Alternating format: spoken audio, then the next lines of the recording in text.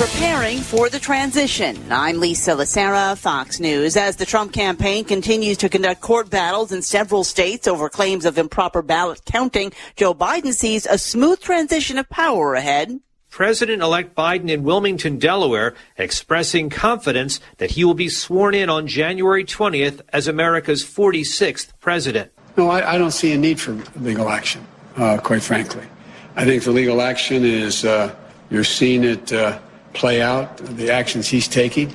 And so far, there is no evidence of any of the assertions made. Biden said that at this stage, access to classified information and the presidential daily briefing isn't necessary for him to prepare for his future job as commander-in-chief. Fox's John Decker in Washington. The president-elect has spoken to the leaders of Germany, Britain, and France as part of the preparation for the transition, with British Prime Minister Boris Johnson's office saying the two men discussed the close and long-standing relationship between the two countries and promised to strengthen those bonds, including in trade and security. A Senate race has just been called this afternoon for the Republican. Democrat Cal Cunningham is conceded to incumbent Republican Senator Tom Tillis. In a statement, Cunningham says the voters have spoken and he respects their decision. Tillis leads Cunningham by nearly 100,000 votes. It became one of the most expensive U.S. Senate races. The two campaigns and outside groups spent nearly $300 million. Cunningham led in recent public polling, but in the campaign's final weeks, text messages were revealed and the Democrat admitted to an extramarital relationship. Jared Halpern, Fox News. Wall Street at the close, a mixed day for major indexes, though optimism over a return to a normal economy remains high. The Dow gained 262, the Nasdaq down 159, the S&P minus 4 points. America is listening to Fox News. This holiday season, more people will be mailing stuff than ever before. Stamps.com brings the post office and now UPS shipping right to your computer so you can mail and ship anything from the convenience of your home or office. With Stamps.com, you can print postage on demand and save money with deep discounts you can't even get at the post office. Like 5 cents off every stamp, up to 40% off priority mail, and up to 62% off UPS shipping rates. Print official stamps and labels right from your computer for any letter, package, or class of mail, anywhere you want to send. Once your mail's ready, schedule a pickup or drop it off.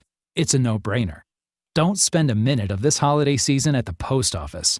Right now, listeners get a special offer that includes a 4-week trial plus free postage and a digital scale with no long-term commitment. Just go to Stamps.com, click on the microphone at the top of the homepage, and type in Fox. Stamps.com. Enter Fox.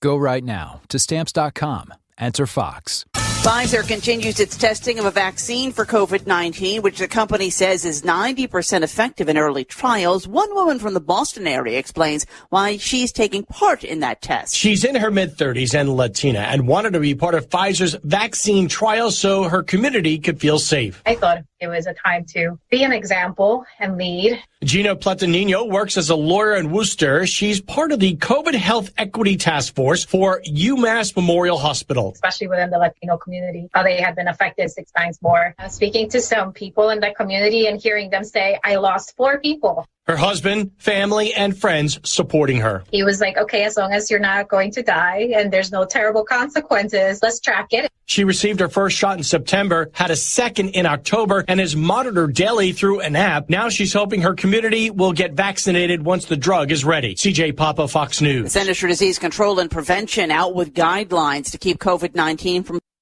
If you're looking for work, you know the math. There are many more applicants than openings, so you need to stand out, not blend into the blah, blah, blah your interviewer is hearing from your competition.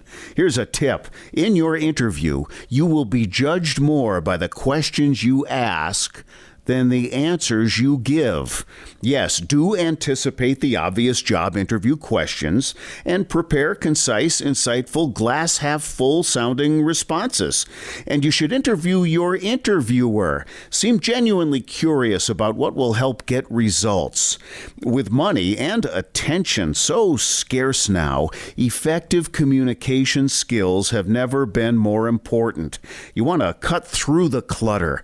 For more tips for job seekers and making all the other conversations you have more productive, hit survivalspeech.com. I'm Holland Cook. An unpopular police officer thinks about committing a racially motivated offense for a little support. A middle-aged man is having the best snacks of his life, and a housefly drops everything to go stand on a watermelon slice. This is the Onion Week in Review. Noting the youth center's ping pong table and array of DVDs and Blu-rays, local youth minister Mark Kindler told reporters this week that his church's new rec room has everything a teen could want. The youth pastor revealed that the basement facility's many teen-friendly amenities include a new Wii U console, an iPod dock for the teens to play any music they like, and some comfortable recliners for those who just want to relax or do their homework after school. We've really gone out of our way to give the rec room a laid-back atmosphere. It's stocked with snacks, but sometimes at the end of the week, we'll spring for some pizza. Honestly, I wish I had a place like this when I was their age. In other news, increased violence leads the State Department to issue an advisory for Americans traveling to 1861, and an elderly lobbyist is always droning on about how little legislation used to cost in his day. This is the Onion News Network.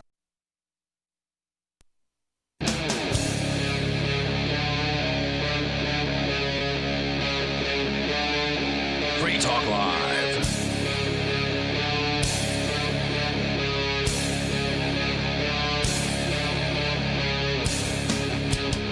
It's Free Talk Live, talk radio that you control. The only show where you can call in and talk about anything that's on your mind. That toll-free number is 855-450-3733. And with you tonight, it's Arya. It's Ian. And did you know that the composition of glaciers in the Antarctic are 3% penguin urine? No, I didn't know that. We got bored recently at work, and we started just memorizing random facts. So I pulled up 105 of them, and it's alarming how quickly and efficiently I was able to memorize roughly 100 of these random, nonsensical, useless pieces of information. And I felt like I would share the weirdest ones with Free Talk Live listeners tonight. And that's probably the weirdest. That's a weird one. How did they figure that out? They took samples and analyzed whatever was in there? It was just a list of random facts. I didn't really go into detail to how they were discovered. So there was no citation? No. So it could have been total BS. It may be completely, who knows? But hey, that's a thing you know now, and you can wow people at dinner parties, assuming you're ever going to get another dinner party. I don't know. The doctors in Paris want to cancel Christmas. Hasn't one government already canceled Christmas? They wanted to cancel Halloween. I don't know if they've canceled Christmas just yet. There is a headline that a Paris hospital director at Anthony Hospital said that New Year's and Christmas Eve parties could cause cases to surge. He said, quote, "I would say without hesitation that we ought to cancel Christmas and St. Sylvester," he said. So he wants to cancel Christmas. The UK, when they recently implemented or re-implemented more lockdowns there, whatever they call it, Tier 3 or whatever prison terminology that they're utilizing, they were saying, oh, well, we just need to do this for a couple weeks so we can have Christmas. Haven't they been saying that from the start, that we just have to do this for a couple of weeks so that we can go back to normal? Yes. And then it's been, 10 months now? No, it hasn't been that. Almost, getting there. Insane. But the biggest prediction of the year has been that libertarians were going to be accused of spoiling the election for Donald Trump. And of course, that is happening now with Fox News saying that the difference between Trump and Biden vote totals in a few key swing states is libertarian votes. Correct. It is less than the amount that Joe Jorgensen, the libertarian candidate, received in those battleground states. The part about this that confuses me so much is why in the hell Republicans think that they're entitled to my vote. Yeah, well, I mean, presumably whoever the loser would have been, and again, we still don't really know who won or lost this election. Trump has, they've filed lawsuits or something like that, from what I understand. So there's all kinds of controversy. But if it were Biden who were losing, you probably would see a similar article about that. Sure. Basically, the idea is that whoever loses, those voters would have gone with them otherwise. But there's no evidence for that. I would not have voted for Trump. Right. So the people who were voting for Libertarian Joe Jorgensen or the Green Party candidate or whoever else, Constitution Party, these people may not have voted at all. So it's presumptive to say that they would vote for Trump. Maybe some of them would have. But maybe some of them would have voted for Biden, and maybe some of them would have stayed home entirely. Maybe most of them would have stayed home. I don't know. And it's silly to say that, they all would have gone to Trump. Well, we don't know. Maybe not even half of them would have. Well, I don't think Fox is saying that all of them would have gone to Trump, but they're certainly saying that they should have gone to Trump. Oh, really? Yeah. Some are calling Jorgensen, who was the Libertarian presidential candidate, a spoiler for President Trump because her campaign could not be reached for comment on the accusation, which is unfortunate because that's something to which one should respond. In Arizona, Biden is projected to win by a margin of 0.44%, while Jorgensen so far has cinched 1.5% of that state's vote. The margin between Trump and Biden was 14,000, a fraction of Jorgensen's 50,000 votes. And they go on with some other numbers here, but they're all pretty similar. In these states where Trump lost or Biden lost, Jorgensen got more votes than the spread between the two. Yeah, it's sad that the most press attention that Joe Jorgensen's campaign has received seems to be coming after the election. Well, she got pretty popular around the time that she was bitten by a bat. Was that pretty popular, or was it just a few stories? There were at least two. Yeah. So, I mean, it wasn't a particularly dynamic and attention-grabbing campaign. No, it really wasn't, and that's a shame. I mean, she's a nice lady. Absolutely. I think she was there that day that you were filing for office, wasn't she? I think she was standing out there. Maybe it wasn't you. Anyway, I remember she was there one of those days. Maybe I was there with nobody instead of you, but we did get to meet her. Very nice. She came to Keene. She spoke here. Again, well-spoken enough. Not the most eloquent of all the candidates, but as a libertarian, you don't really get a whole lot of great options when it comes to your candidate. I think Vermin Supreme would have been a far and away better choice. I think he would have been the man to take on a king troll like Trump. You got to fight a troll with another troll. Yep. And Jorgensen isn't up to that kind of a task. So I think she was a better choice than, say, Gary Johnson would have been. Absolutely. So, I mean, by far she was a better choice than that. But I agree with you. The campaign didn't really do anything worthy of note. I actually did suggest at one point that she go try to get arrested like they did in 2004, where the Libertarian and Green Party candidates together were actually arrested trying to crash one of the debates. Which that would have been great. Wasn't that? That's a cool thing, right? Like you hear about it, you're like, wait, that happened? And yeah, that did happen. And when I brought it up to her campaign staff and she were clearly not interested in doing anything like that. That's unfortunate. So yeah, they weren't interested in really rocking the boat in any meaningful way. But that's to be expected from politicians. In this election, Libertarian voters could have swung the Electoral College by at least 22 votes, which, according to the latest projections, would not have meant that Trump won. Well, yeah, because it would have brought Biden down to 268, presumably. In battleground states like Wisconsin, Michigan, and Nevada, but by throwing away their votes, they've likely become spoilers for the Trump re-election effort. Wow. So because I didn't vote for Trump, I threw away my vote. Look, I did throw away my vote, but I'm okay with that because it wouldn't have mattered who I voted for anyway. Well, yeah, your vote was already garbage. Yeah. So why not vote for the person that at least comes somewhat close to actually, mirroring some beliefs of yours? Yeah, because it wouldn't have mattered. I mean, I knew Joe Jorgensen wasn't going to be elected, but I don't vote based upon whether or not the candidate is going to win. I think that's that's a way of having it's not a horse race. Yeah. It's not a popularity contest. No. But that's what it's ultimately turned into. And the numbers, to me, they don't really mean anything anyway, because I ran for sheriff, and Westmoreland, a town here in Keene, reported 7,000 votes for the Democratic candidate Eli Rivera. Not possible. Which is more than 4 times the population of this town. And look, I don't think it was a conspiracy or anything like that, but my point is that these are the official reported vote totals by the state of New Hampshire. Mm-hmm. How many other vote totals are incorrectly reported throughout Cheshire County, throughout New Hampshire, throughout the United States? Who knows? I can't trust any of these numbers. No. In this one little race, in this one little county, they managed to screw up a report by a factor of 10. Yeah. And this is happening all throughout the United States. I just cannot possibly have confidence in any part of this system. They say 70 million votes for Trump or however many.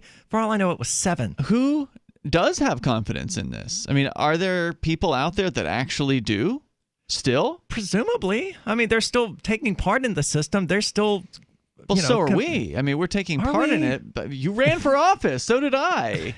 I don't know. I went and I voted. So did you. I mean, that's taking part in the system, even if our message is to advocate for its disembowelment.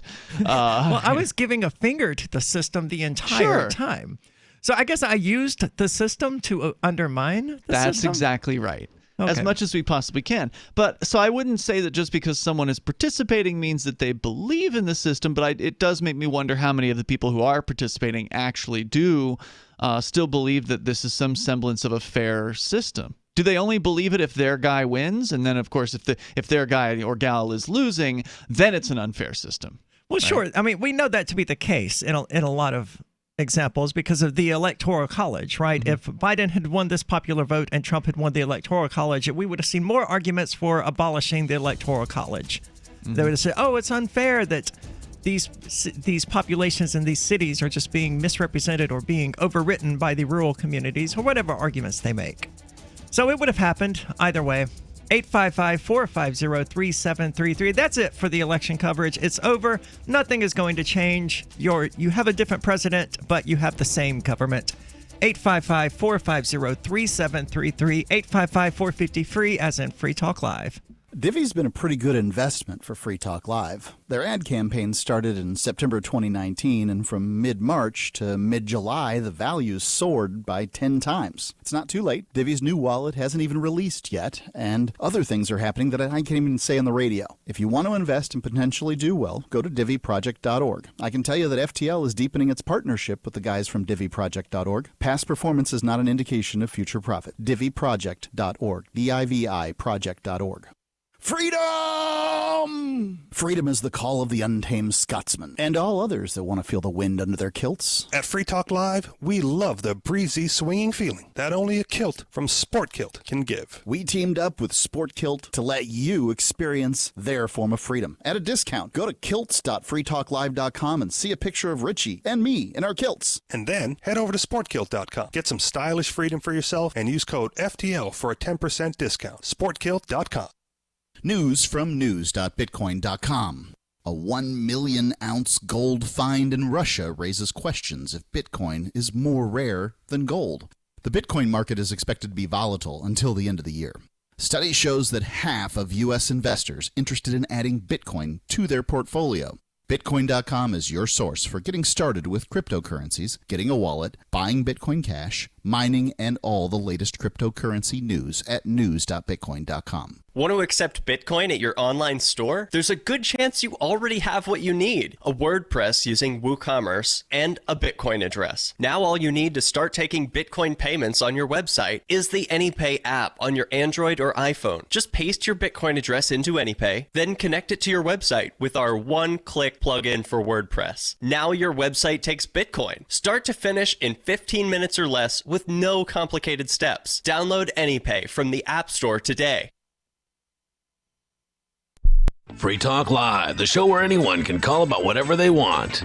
And we do mean anyone. It's happening every day. They sip some kind of chemicals through the floor. Oh, so it's like gas. I mean, it sounds crazy, but it's the truth. I was under the impression they were coming into your house and holding you down. Well, they can come in. Oh, yeah, I got remote controls right now. I can't find them. I listen to this preacher man. Every time I listen to him, some kind of way they turns the station off. Maybe it's just going off. I mean, you'd be surprised. They've got the remote, Mark. How much power they have, and that's what they got. They got a lot of power. I think you should go get some help. I think you should talk to somebody who cares about you and ask them about psychological help. Somewhere, someone has had gas pumped into their room, but I just don't think it's happening with Mary because she's outspoken. What does she speak out against? I should have asked her that. I don't know. Damn it. You're done. Free Talk Live, 7 nights a week from 7 to 10 Eastern, live on the Liberty Radio Network at LRN.FM. There are lots of ways to listen to Free Talk Live. Our podcast has been around since podcasts began, and now the FTL feed is loaded with content besides our full show archives. Did you know that we make it easy for you to customize your podcast subscriptions? We have different feeds, one that includes only our full shows, one with just the Daily Digest, and our main feed that includes everything. You decide what you listen to. It's quick and easy to customize your feeds at feeds.freetalklive.com. That's feeds.freetalklive.com. Are you tired of governments murdering people around the world? Stop using their money. There is an alternative. Bitcoin is a stateless free market non-political currency. Bitcoin cannot be inflated or controlled by any government. By using their money, you are helping the state. Stop doing it. You have an incredible alternative available now. Learn it, use it, spread it. Get started with Bitcoin at bitcoin.com. That's bitcoin.com. Live video of our key New Hampshire-based shows is streamed on DLive. Please follow and share at dlive.lrn.fm. That's dlive.lrn.fm.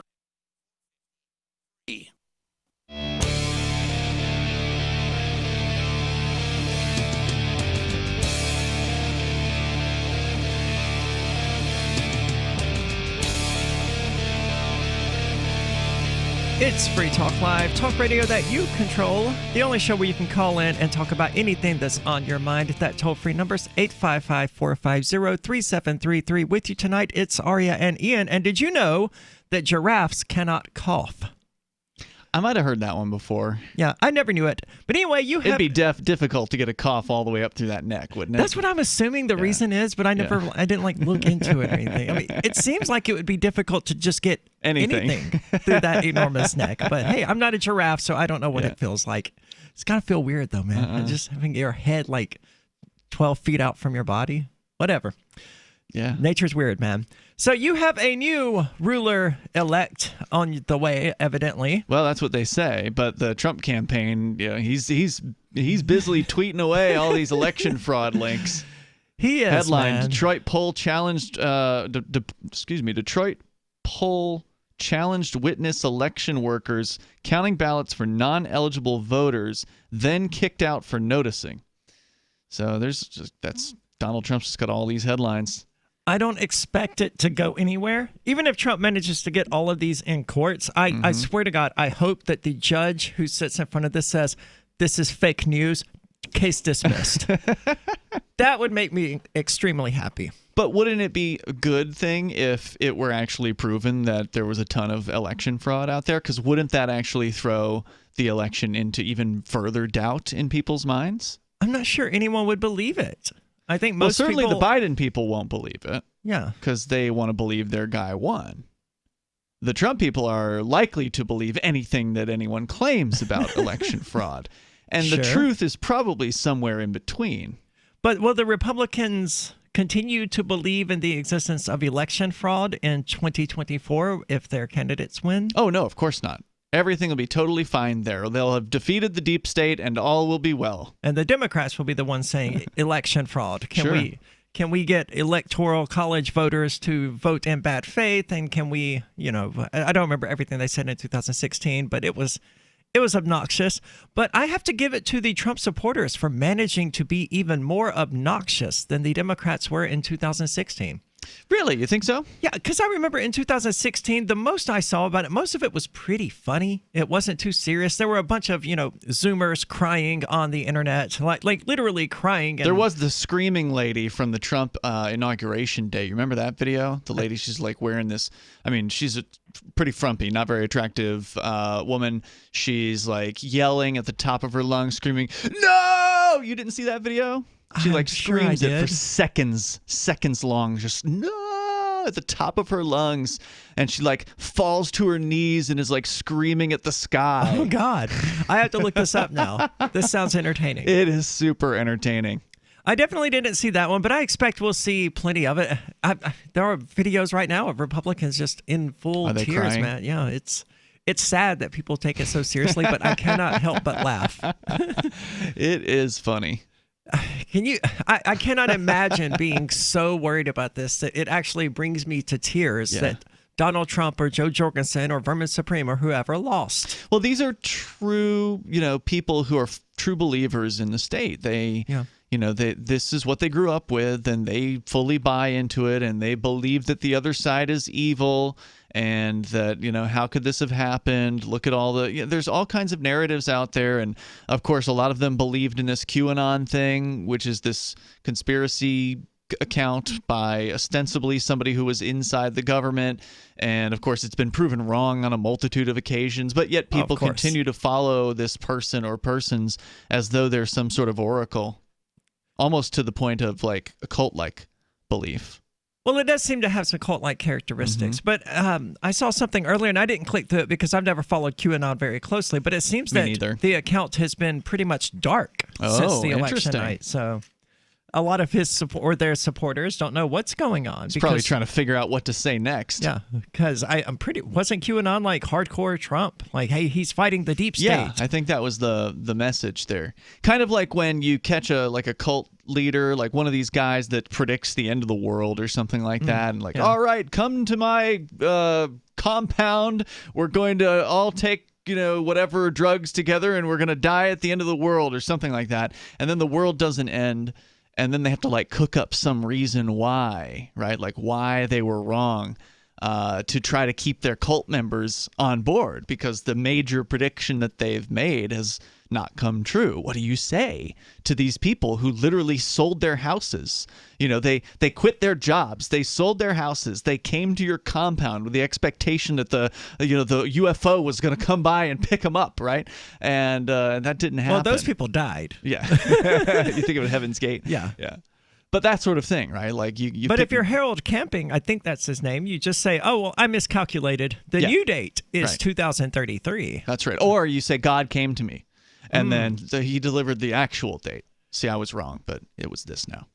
It seems like it would be pretty easy to convince your cult followers that they should still have faith in you, because that's why they're there in the first place. It's got to be pretty hard. You've got them on the hook, yeah. It's got to be pretty hard to shake someone out of that. So it would be interesting to find out what percentage of cult members actually leaves when the final prediction of their cult leader is proven to be false. Is it less than 10%? Do 90% of them stay the course? And I'm sure they do. Believe the next claim. So speaking of predictions and cult leaders, Biden has plans for becoming president in January, assuming, of course, that he does, and I think he probably will. And he has 5 executive orders already lined up for the United States.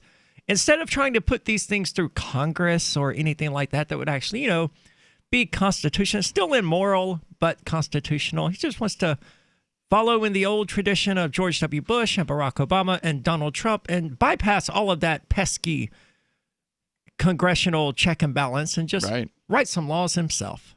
Yeah, well, that's the way things go. Do you have those in front of you? Oh, yes, I absolutely do. I did have them, and I will have them. Here they are from Forbes. It says, this is Zach Friedman writing over there, claiming that Biden will be allegedly on his first day in office, will plan at least 5 executive orders that could reverse some of Donald Trump's policies. According to this, he wants to rejoin the Paris Climate Accord. And what that means, I don't really know. It's some sort of environmental poppycock that they want to shove down people's throats. Yeah, wasn't it the case that even no one actually who joined the Paris Climate Accord actually put its ideas into practice? Wouldn't surprise me. I hate that phrase "on the first day," though, because we hear that from politicians so often. On the first day, I will do this or I will do that. Look, on the first day, Biden's probably not going to do anything. Maybe, maybe not. I mean, there are things that, are relatively easy to do. If he's already got these things written up, then he just has to sit down and sign them. I guess that's true. And there's actually another story about the transition, right? So whenever there's a new president-elect, that there's this, quote, transition team that he appoints. Right. And they're supposed to, go in and work with the existing government gang to try to transition the power. Well, apparently Trump is standing in the way of as much of that as possible. Well, he is still president at the moment. Right. I mean, basically his position is this isn't official yet, so therefore we're not going to assist you with any kind of transition. What is it going to take to make this election official? The vote actually has to happen by the Electoral College. And pounds of fur. Our hairballs have hairballs. Our cat Mama, she's 10 years old. She has dandruff and an oily coat. I have 2 cats, Dixie and Daisy. Daisy sheds like crazy. If you love your pets as much as I do, you want to do what's best for them, to live long, healthy, happy lives. DINOVITE.com. I just tried this wonderful Catalicious Dynavite for cats, and my cat has been on it for 2 weeks. She is not scratching anymore. She's not chewing anymore. It is just the best. I was thrilled when I heard Dynavite for cats was coming out because I'd seen the changes in my dog. To introduce my cat to Dynavite, I took the advice from Dynavite and put their food on top of just a scoop. in the bowl, just to get them used to it, because I know if I even switch one little thing, they put their nose up to it. There was not one problem. Dinovite for life.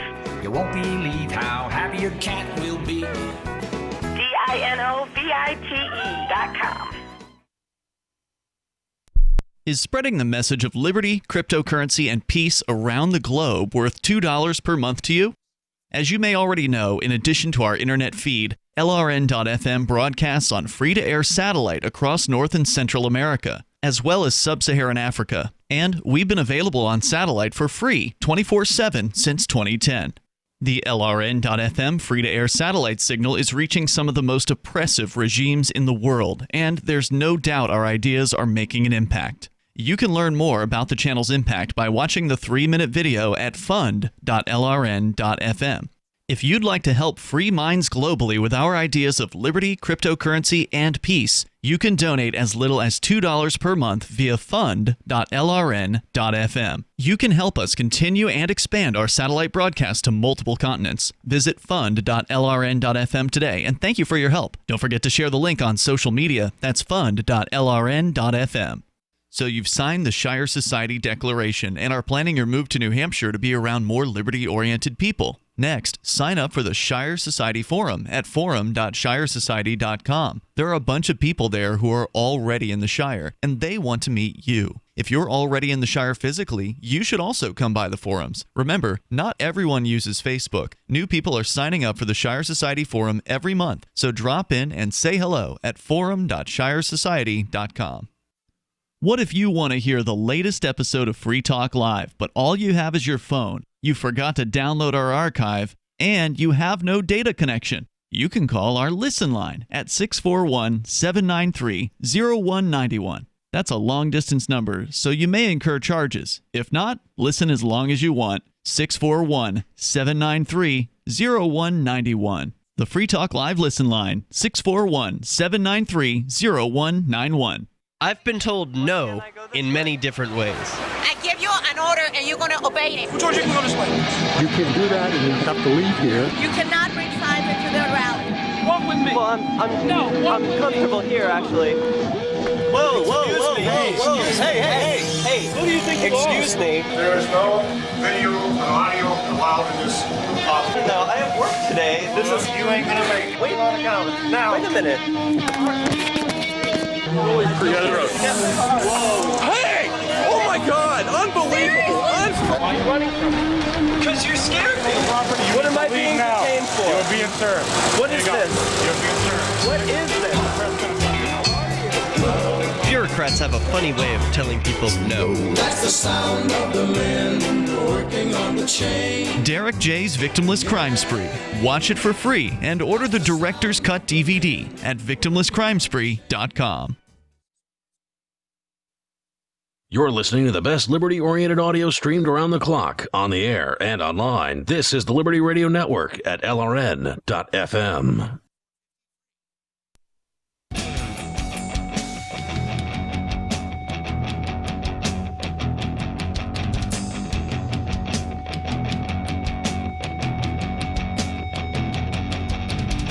It's Free Talk Live, talk radio that you control. And you can call in and talk about anything that's on your mind. That toll-free number is 855-450-3733, which tonight it's Arya and Ian. And if you've been watching the Bitcoin values and you notice that it is sitting at over $15,000 per Bitcoin, and there's never really been a better time to learn about Bitcoin. You can do that at Bitcoin.com. It has everything you need to know about Bitcoin there. It also has a news site for those who already know about Bitcoin. You can find it at news.bitcoin.com.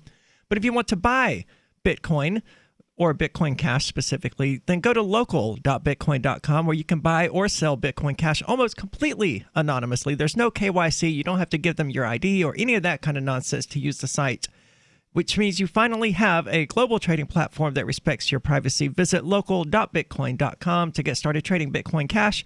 Local.bitcoin.com. It's also a good time because the world has lost its mind. Well, that happened a long time ago. But it's becoming increasingly funny to watch the ways in which the world has lost its mind. Evidently, you just discovered that Trump has filed a lawsuit in Michigan regarding election fraud. Yeah. Trump actually was checking on his Twitter account, which is how I found that out. But yeah, they're filing those allegations tonight. It alleges several instances of electoral malfeasance within Michigan, including sworn affidavits. The Trump team filed the suit the day after the election, alleging that a plaintiff who was, quote, credentialed and trained as an election challenger was, quote, excluded from the counting board during the absent voter ballot review process. The new lawsuit claims that many Republican poll watchers in Wayne County, where Detroit is located, were excluded from the absentee ballot counting process and were intimidated and harassed. It also seeks information about the voting technology used across the state after a failure to update software caused a glitch, resulting in 6,000 votes incorrectly being tabulated for Joe Biden rather than Trump. Now, I didn't hear anything about this glitch up until tonight. My roommate says that apparently the company that runs a lot of these voting machines is called Dominion, and it is owned by, I think it was like the husband of Nancy Pelosi or something like that. So Really?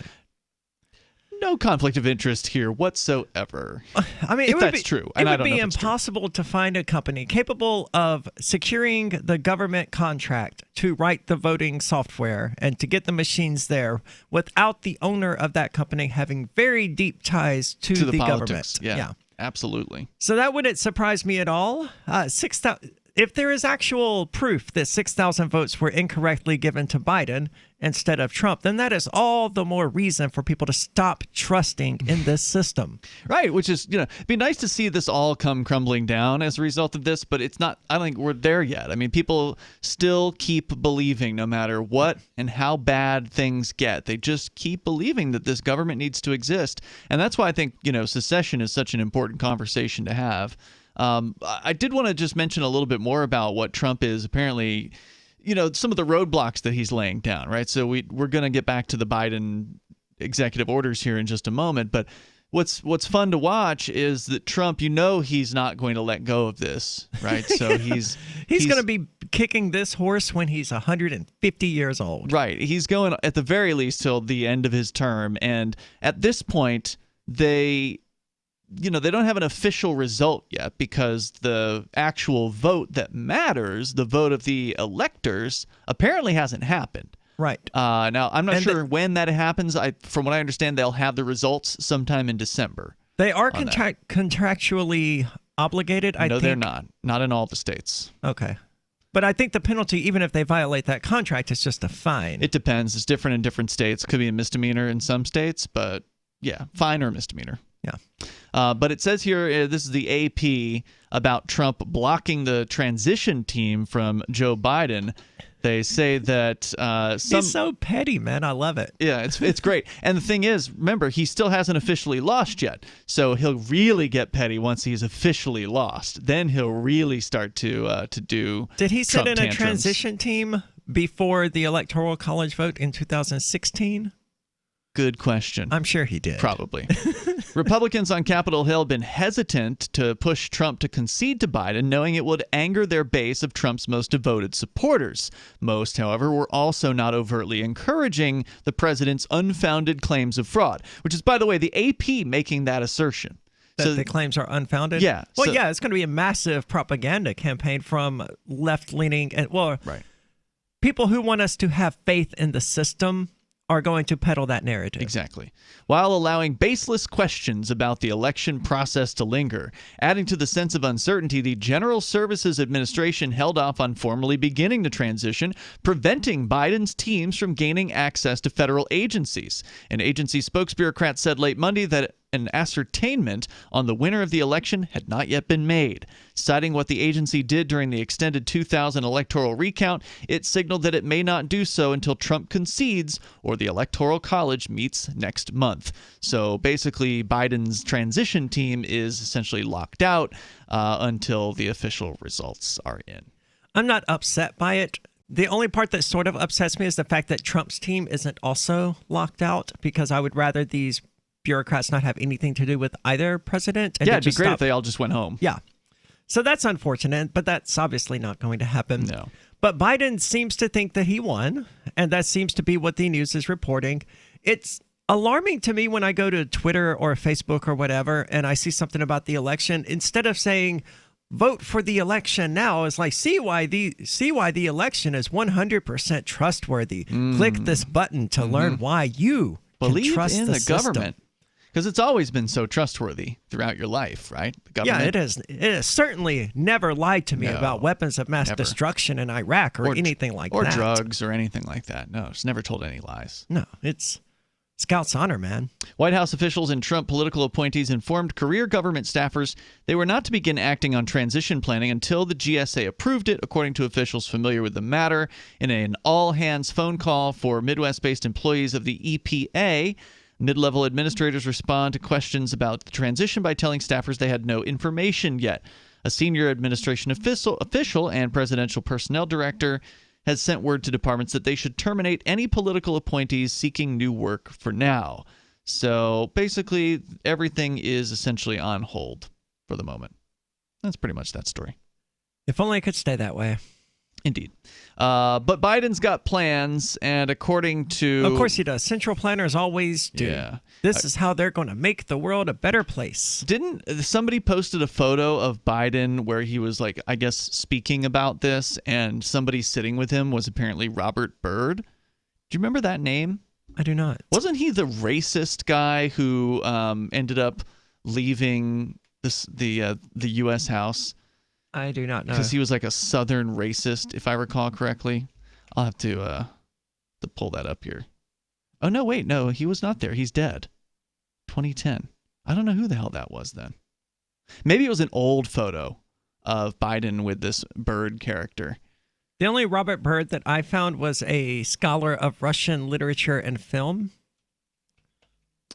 Yeah. No, this was an alleged, I think he's an alleged racist. Anyway, sorry I went there. I thought it was a current photo. It was probably an old photo. I think the point of the photo was to show that this Biden guy, he's tied in with all the baddies, right? Like he's old school government. He's been there for 50 years of his life almost. So it's not going to be good. He does want the U.S. to rejoin the World Health Organization. And coronavirus will remain at the top of Biden's agenda in 2021. He's already talking about cutting deals with all of the governors of the states to have them mandate masks nationwide. Oh, similar to seatbelts, like, hey, we'll give you some money. That might be what it takes. Yeah, because some of the Republican governors aren't going to want to do it. So what sort of pressure is Biden going to be able to put on them? Aren't all of the Republican governors already doing it? I wouldn't say all of them are. For instance, Sununu, as bad as he's been here in New Hampshire, has not done a statewide mask mandate for anything under 100 people, although he does have one for groups of more than 100. That's true. His is just a suggestion. And I believe South Dakota does not have anything of the sort. So how many are like South Dakota on that? I don't know. There's probably a handful.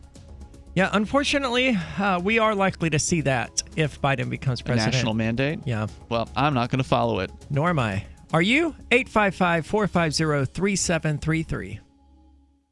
What if you could cut your heating bills this winter with your existing wood-burning fireplace and not spend thousands doing it? You can with Great Wall of Fire fireplace grates. Our U.S. patented made-in-America Wall of Fire grates increase fireplace efficiency, eliminate fireplace smoke problems, and come with a 30-day money-back guarantee. See our grates in action and get free shipping from walloffire.com or call 800-274-7364. Fireplace heat without fireplace smoke. walloffire.com.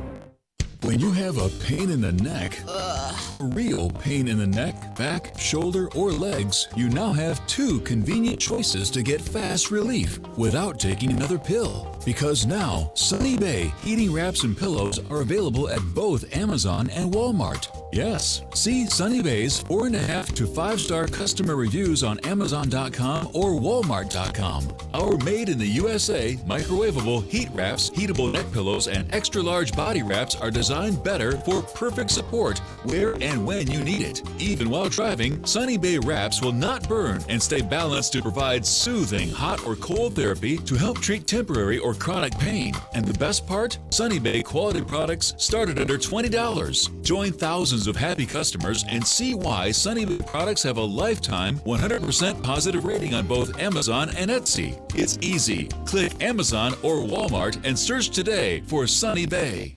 Are you afraid to go to the mailbox because of letter after letter from the IRS? Are they stacking on more and more penalties and interest? By now, you know the problem won't go away on its own. Don't let the IRS chase you to your grave with penalties and interest and liens and levies. You need real help now. I'm Dan Pilla. I wrote the book on tax debt settlement, and I help thousands of people solve tax problems they thought couldn't be solved. I can help you too. Call 800-34-NO-TAX or go to my website, danpilla.com. That's danpilla.com. danpilla.com. On Free Talk Live, we're bringing people to the ideas of liberty every day. From wrestling superstars like Glenn Jacobs. You guys really are having an impact, I believe. Like I said, a lot of where I am now is due to listening to Free Talk Live. You changed my mind on some very important issues years ago. To random people tuning in on the radio. I was kind of stuck in the left-right paradigm. I heard your show by chance on a Saturday night. From there, I went on, joined the Free State Project, and become an amplifier. So, I mean, that's really the reason why I amp is because I know that if it wasn't for you guys being on as many stations as you are, I never would have found the ideas of liberty. Your amp will directly change more lives by getting Free Talk Live in front of people looking for talk radio online and on the air. When you amp Free Talk Live, you get perks like access to the AMP-only Facebook group and AMP podcast. Visit amp.freetalklive.com. Some of you asked, and now we've delivered. LRN.FM's live Keene, New Hampshire studio shows are now streamed in HD on Twitch. Visit our channel at twitch.lrn.fm and give it a follow. If you have Amazon Prime, you get one free subscription on Twitch. If you use it on our channel, Twitch will give LRN.FM a monthly piece of your Prime subscription cost. So please watch, follow, share, and subscribe to twitch.lrn.fm. That's twitch.lrn.fm. The new 4th edition of Healing Our World, The Compassion of Libertarianism will take your understanding of liberty to a deeper level and has over 1,300 updated references, new cartoons, and a foreword by Dr. Ron Paul. With discounts for multiple book purchases, the 4th edition of Healing Our World is a great gift for the liberals, pragmatists, environmentalists, and Christians in your life who think libertarianism is cold-hearted. Get yours today at healing.freetalklive.com and use promo code FTL for a $5 discount. Do you love Twitter? Make sure you favorite the LRN.FM Twitter account so you can receive our tweets at twitter.lrn.fm. That's twitter.lrn.fm.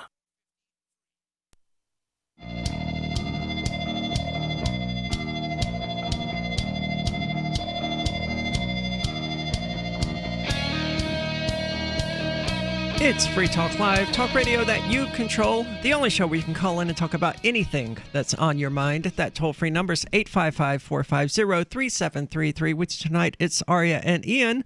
And we're talking about the election. And for those who happen to like their futility with a side of futility, evidently it's unclear who won, and it's probably always going to be unclear who won the popular vote. But that's a really interesting aspect of this I've never really thought about. What's that? He's contesting the election. Donald Trump is calling election fraud in Michigan or whatever. Filing lawsuits in, I think, at least 2 states that I've seen, maybe even more than that.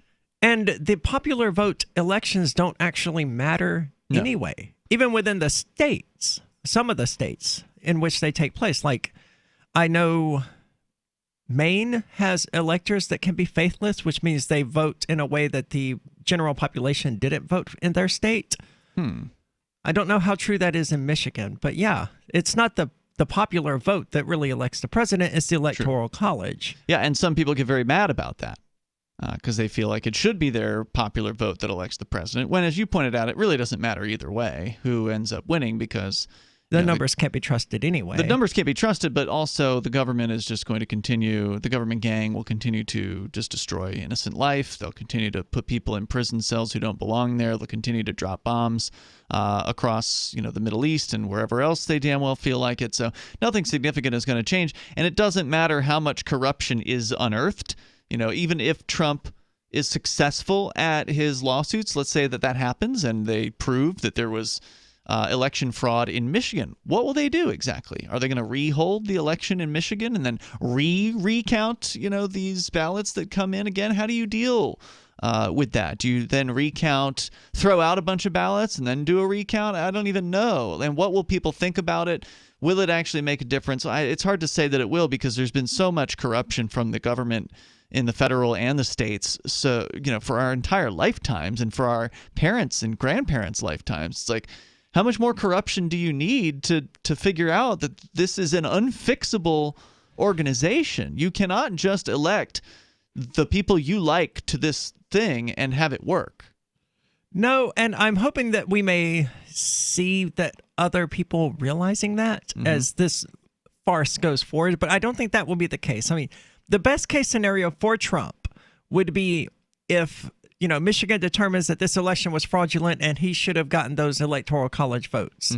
And they then take those electoral college votes away from Biden and then give them to Trump or whatever. I don't know exactly how they would proceed, and the nuances of it aren't really that important, but the best case scenario of this is that Trump sues and he wins and he gets to be president for another 4 years. For him, yeah.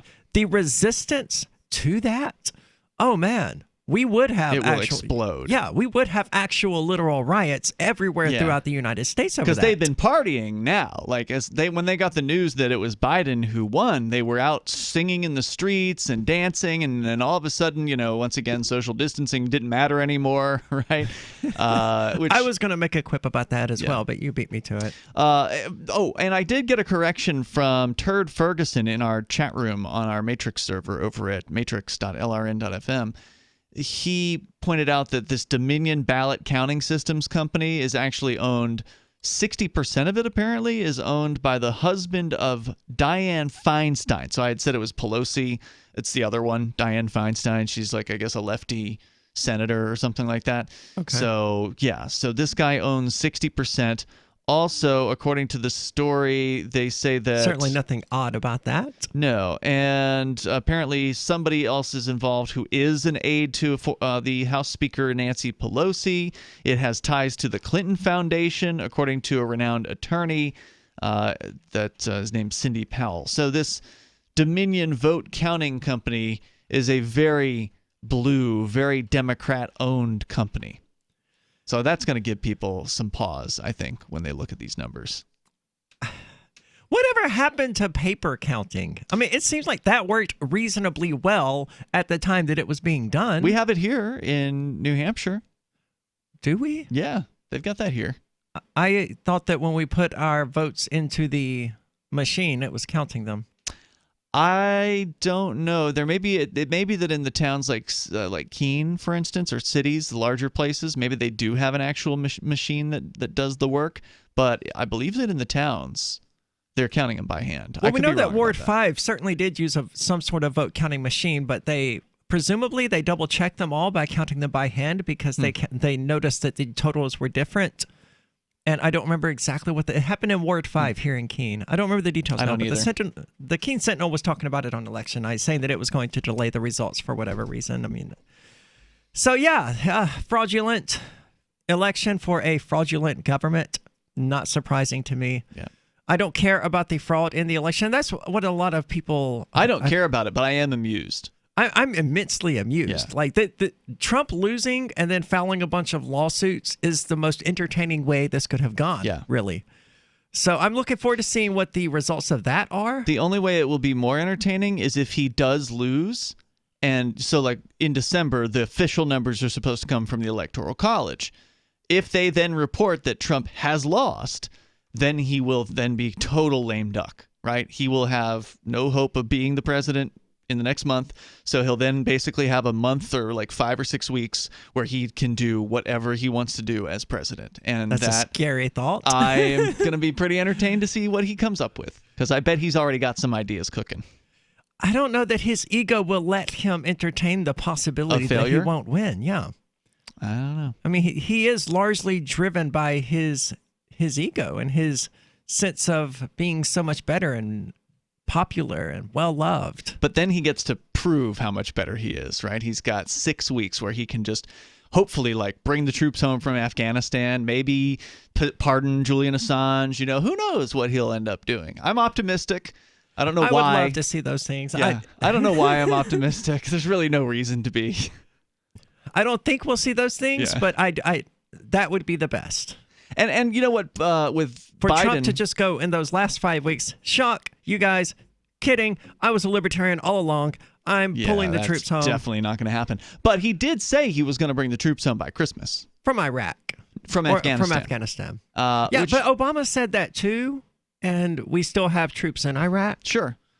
I'm worried that will be the case with Trump as well. Oh, yeah. I mean, I don't expect him to follow through on his promises because he is a politician, and he made those promises before the election when it was like, well, if you wanted to bring the troops home, why don't you just bring them home before the election? Why are you waiting? Why don't you do it now? But the suggestion would be that he was waiting because it was his back pocket plan for if he lost, because then he could definitely bring the troops home. And when Biden's saying here, according to Forbes, that Biden's going to rejoin the Paris Climate Accord and rejoin the World Health Organization, these are two out of the things. He's going to undo the travel ban, which I actually support. That would be the right thing to do well.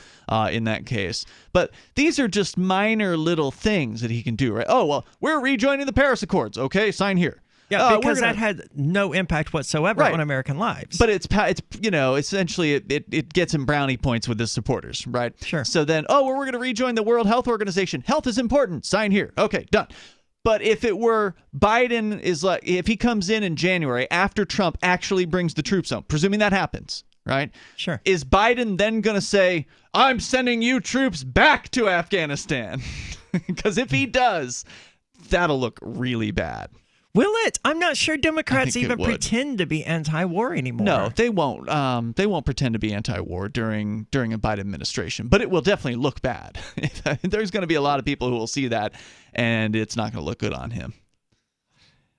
I think. It won't look good to libertarians either way.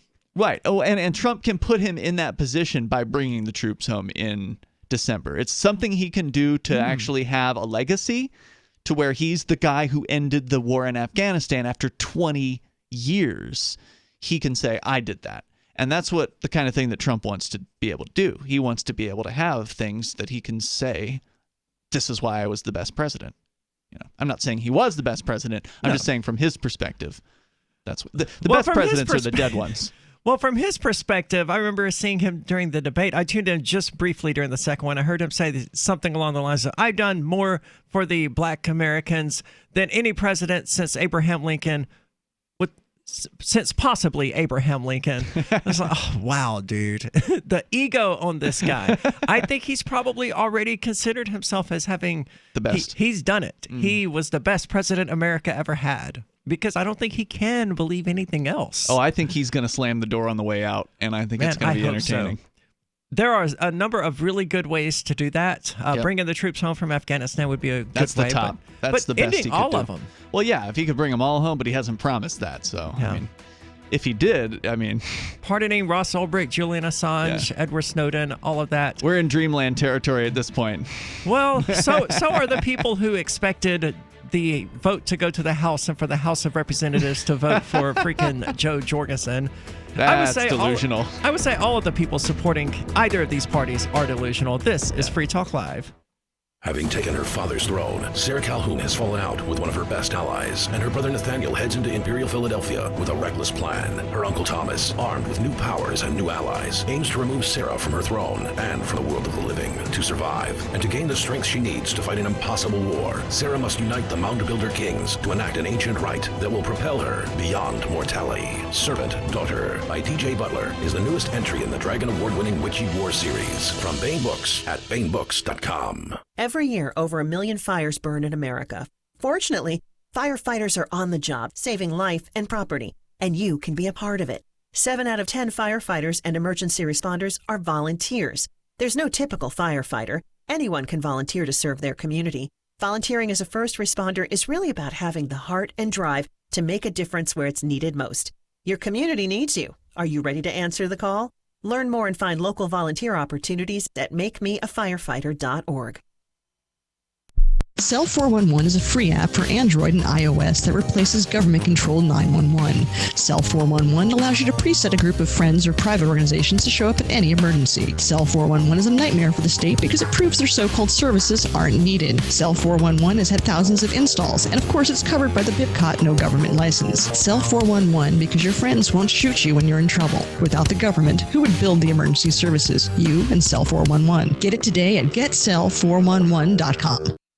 So you've heard all 3 hours of the latest episode of Free Talk Live, and you're still hungry for liberty-oriented audio content? Did you know that we have another 24/7 audio stream at LRN.FM? The Liberty Radio Network airs the latest episodes of some of the best liberty-oriented podcasts on the internet around the clock. In addition to recorded content, you'll also hear live shows like Free Talk Live, originating from our Keene, New Hampshire studio. So listen anytime at LRN.FM. That's LRN.FM.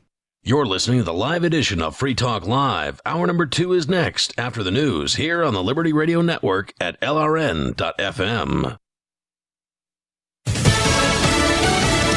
Another grim milestone. I'm Lisa Lacera, Fox News. The U.S. has surpassed 1 million new cases of COVID-19 in just the past 10 days. Several states posted new highs today, including 12,000 in Illinois and more than 7,000 in Wisconsin. This afternoon, President-elect Joe Biden talked about expanding affordable health care. He said the goal under his administration would be to expand access to quality care. Let's be absolutely clear about what's at stake. The consequences of the Trump administration's argument are not academic or an abstraction. For many Americans, they are a matter of life and death in a literal sense. Biden wants to offer a public alternative alongside the private plans available on the ACA's marketplaces for people who don't get health plans at work. The Supreme Court heard arguments in the latest challenge to the ACA today, and the High Court seems likely to leave the bulk of it in place. The Trump campaign intends to file another lawsuit concerning election results. It says results should not be certified in Michigan until it can be verified votes were cast lawfully. The Senate mostly split on party lines on acknowledging the projected result of the election, with the Majority Leader Mitch McConnell saying that he will let the legal action play out. There will be apparently litigation. Those cases will be decided. And then the Electoral College will meet. And then we'll have the inauguration. But I am going to concentrate on what we are trying to do here in the remainder of this Congress. Democratic leader Chuck Schumer. Just about every Republican senator, close to every Republican senator, is just so afraid of Donald Trump that they're willing to tie themselves in legal pretzels to not offend him. And Schumer says Biden won the election, as he put it, fair and square. Houston police say an arrest has been made in the shooting death of a sergeant. Sean Rios was shot to death while driving to work yesterday. America's listening to Fox News. 2020 has already reshaped how we work, and it's almost over. Businesses across the globe are challenged to be their most efficient, which means every hire is critical. Indeed is here to help. Indeed helps you find quality candidates quickly, so you can focus on hiring the person you need to keep your business going. Unlike other sites, Indeed gives you full control and payment flexibility over your hiring. You only pay for what you need, can pause your account at any time, and there are no long-term contracts. And now, Indeed's new way of matching you with candidates instantly delivers a short list of quality candidates whose resumes on Indeed match your job criteria that you can contact the moment you sponsor a job, making Indeed the only job site that can move as fast as you do. Right now, Indeed is offering a free $75 credit to boost your job post, which means more quality candidates will see it fast. Get started on Indeed.com/Fox. Offer valid through December 31st. Terms and conditions apply. One state is allowing healthcare workers who've tested positive for coronavirus to stay on the job. North Dakota's Governor Doug Burgum, citing an uptick in cases, says healthcare workers who've tested positive for the coronavirus but who have no symptoms should be allowed to keep working. He says, to help slow the spread and reduce the pressure on our healthcare system and on our valiant and hardworking healthcare workers that are on the front lines. The CDC allows healthcare workers to stay on the job under precautions. North Dakota's hospitals will also be under daily reviews of space and staffing. The state's also expanding rapid virus testing, with every county in North Dakota now declared at high risk. Jeff Manasso, Fox News. A man who lost several relatives in a mass killing in southern Ohio more than 4 years ago has filed a wrongful death lawsuit against the suspects. Tony Roden Jr. is seeking unspecified damages, and he wants to make sure none of them receive financial gain from the crime. Authorities have said a custody dispute may have been a motive for the killings. LRN.FM's free-to-air satellite feeds blanket most of 2 continents. It was my goal to put our channel there so people without internet could receive our programs and feed pirate radio stations. As our contract with our satellite provider is coming up for another 3-year renewal, I have to consider calling it quits. It's rare that we get feedback or support from our satellite users. We started a fundraiser a few years ago, and though there are a bunch of great contributors to it, as of this recording, it covers 15% of our monthly satellite costs. Please email lrn@lrn.fm and tell me how you use the satellite feed. Better yet, chip in at fund.lrn.fm. The costs aren't the issue. We can afford them, but why continue something not valued by the market? Want to help? You can join our satellite fundraiser for just $2 a month at fund.lrn.fm. If we raise enough to keep both channels on the air, awesome. If we raise more, I'll add more channels. If not, we can shut them down and go internet only. It's up to you. Thank you for your support. Fund.lrn.fm. Captain Actual America is overweight and hopelessly in debt, and the Richie Rich comic strip introduces a new, even gayer character. As if you needed another reason to remain in your isolated and socially degenerative cocoon, this is the Onion Week in Review, Comics Edition. Sources confirmed Tuesday that the Comic Book and Sci-Fi Expo Comic-Con was once again marred by BullyCon, an increasingly popular event held in the same convention space. Now in its 5th year, BullyCon reportedly drew more than 125,000 tormentors from across the nation, all of whom were bent on beating up and torturing those attending the many comic book, television, and movie panels at Comic-Con. When this got started, it was just a couple of friends who wanted to beat the shit out of some Joss Whedon fans, but now there are thousands of us ruining Walking Dead panels, taunting Harry Potter nerds, and really making some video gamers' lives completely miserable. I don't necessarily need to travel to San Diego to slap a copy of Spider-Man out of some pussy's hands, but something really special about coming together with people who dig the same sort of cruelty you do.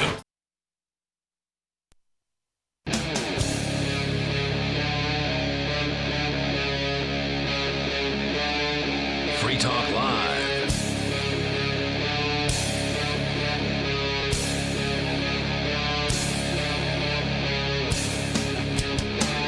This is Free Talk Live, talk radio that you control. 855-450-3733 is the toll-free number if you want to call in and take control of the airwaves by talking about anything that's on your mind.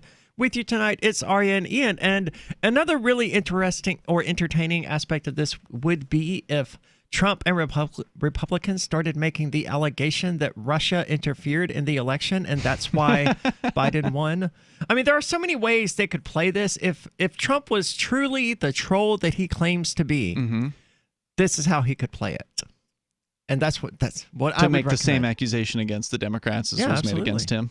I mean, there are so many opportunities here for that. Not to mention calling for faithless electors, because there was a lot of that in 2016. Democrats were really pinning their hopes on the idea that many of these electors would just turn up and vote for Hillary Clinton, but they didn't. No.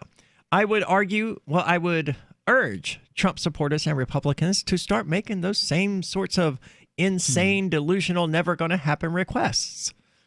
Use the ammunition that Democrats provided from 2016 to 2020 against them. That's the best way. Of course, it wouldn't change any of the behavior going forward. As soon as this happened again, they would be right back to demanding for faithless electors and talking about secession.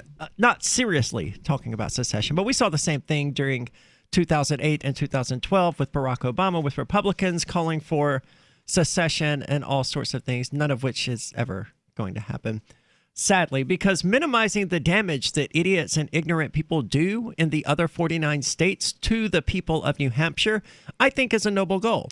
I want to abolish the state, but for the time being, can we at least minimize the amount of damage being done to New Hampshire by the state? And the best way to do that is to secede.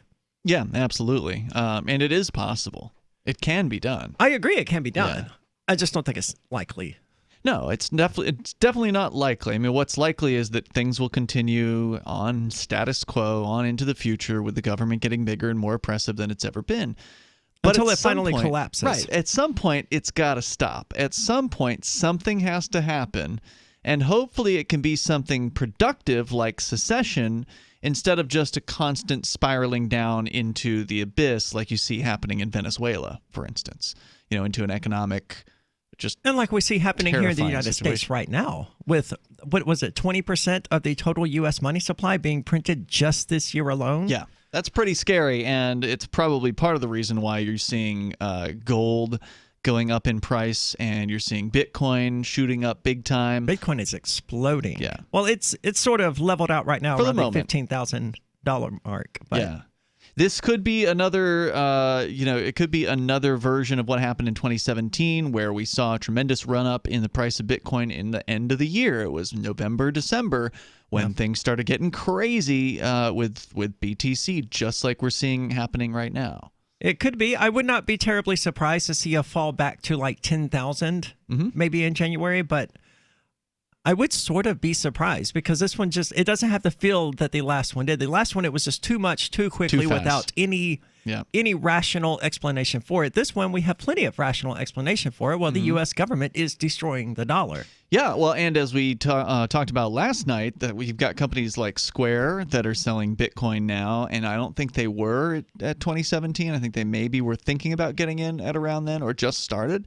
And now PayPal joining on board with selling Bitcoin. Yep. The statistic that we reported last night was I don't know if we can call what PayPal is doing as selling Bitcoin. From what I've been told, they are selling Bitcoin, sort of in the same way that Square will let you buy Bitcoin and then hold it in the Square wallet.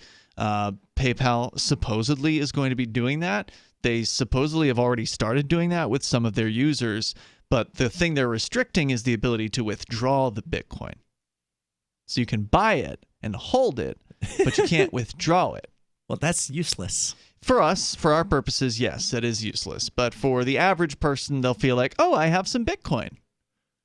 Even though PayPal has your Bitcoin, you don't actually have the Bitcoin. They have it. So it's not a good situation, and hopefully that'll change in the future. Maybe there'll be enough demand to demand PayPal change their game. But the point that we made last night that was being reported in the crypto news is that just Square alone is selling more Bitcoin than is being mined.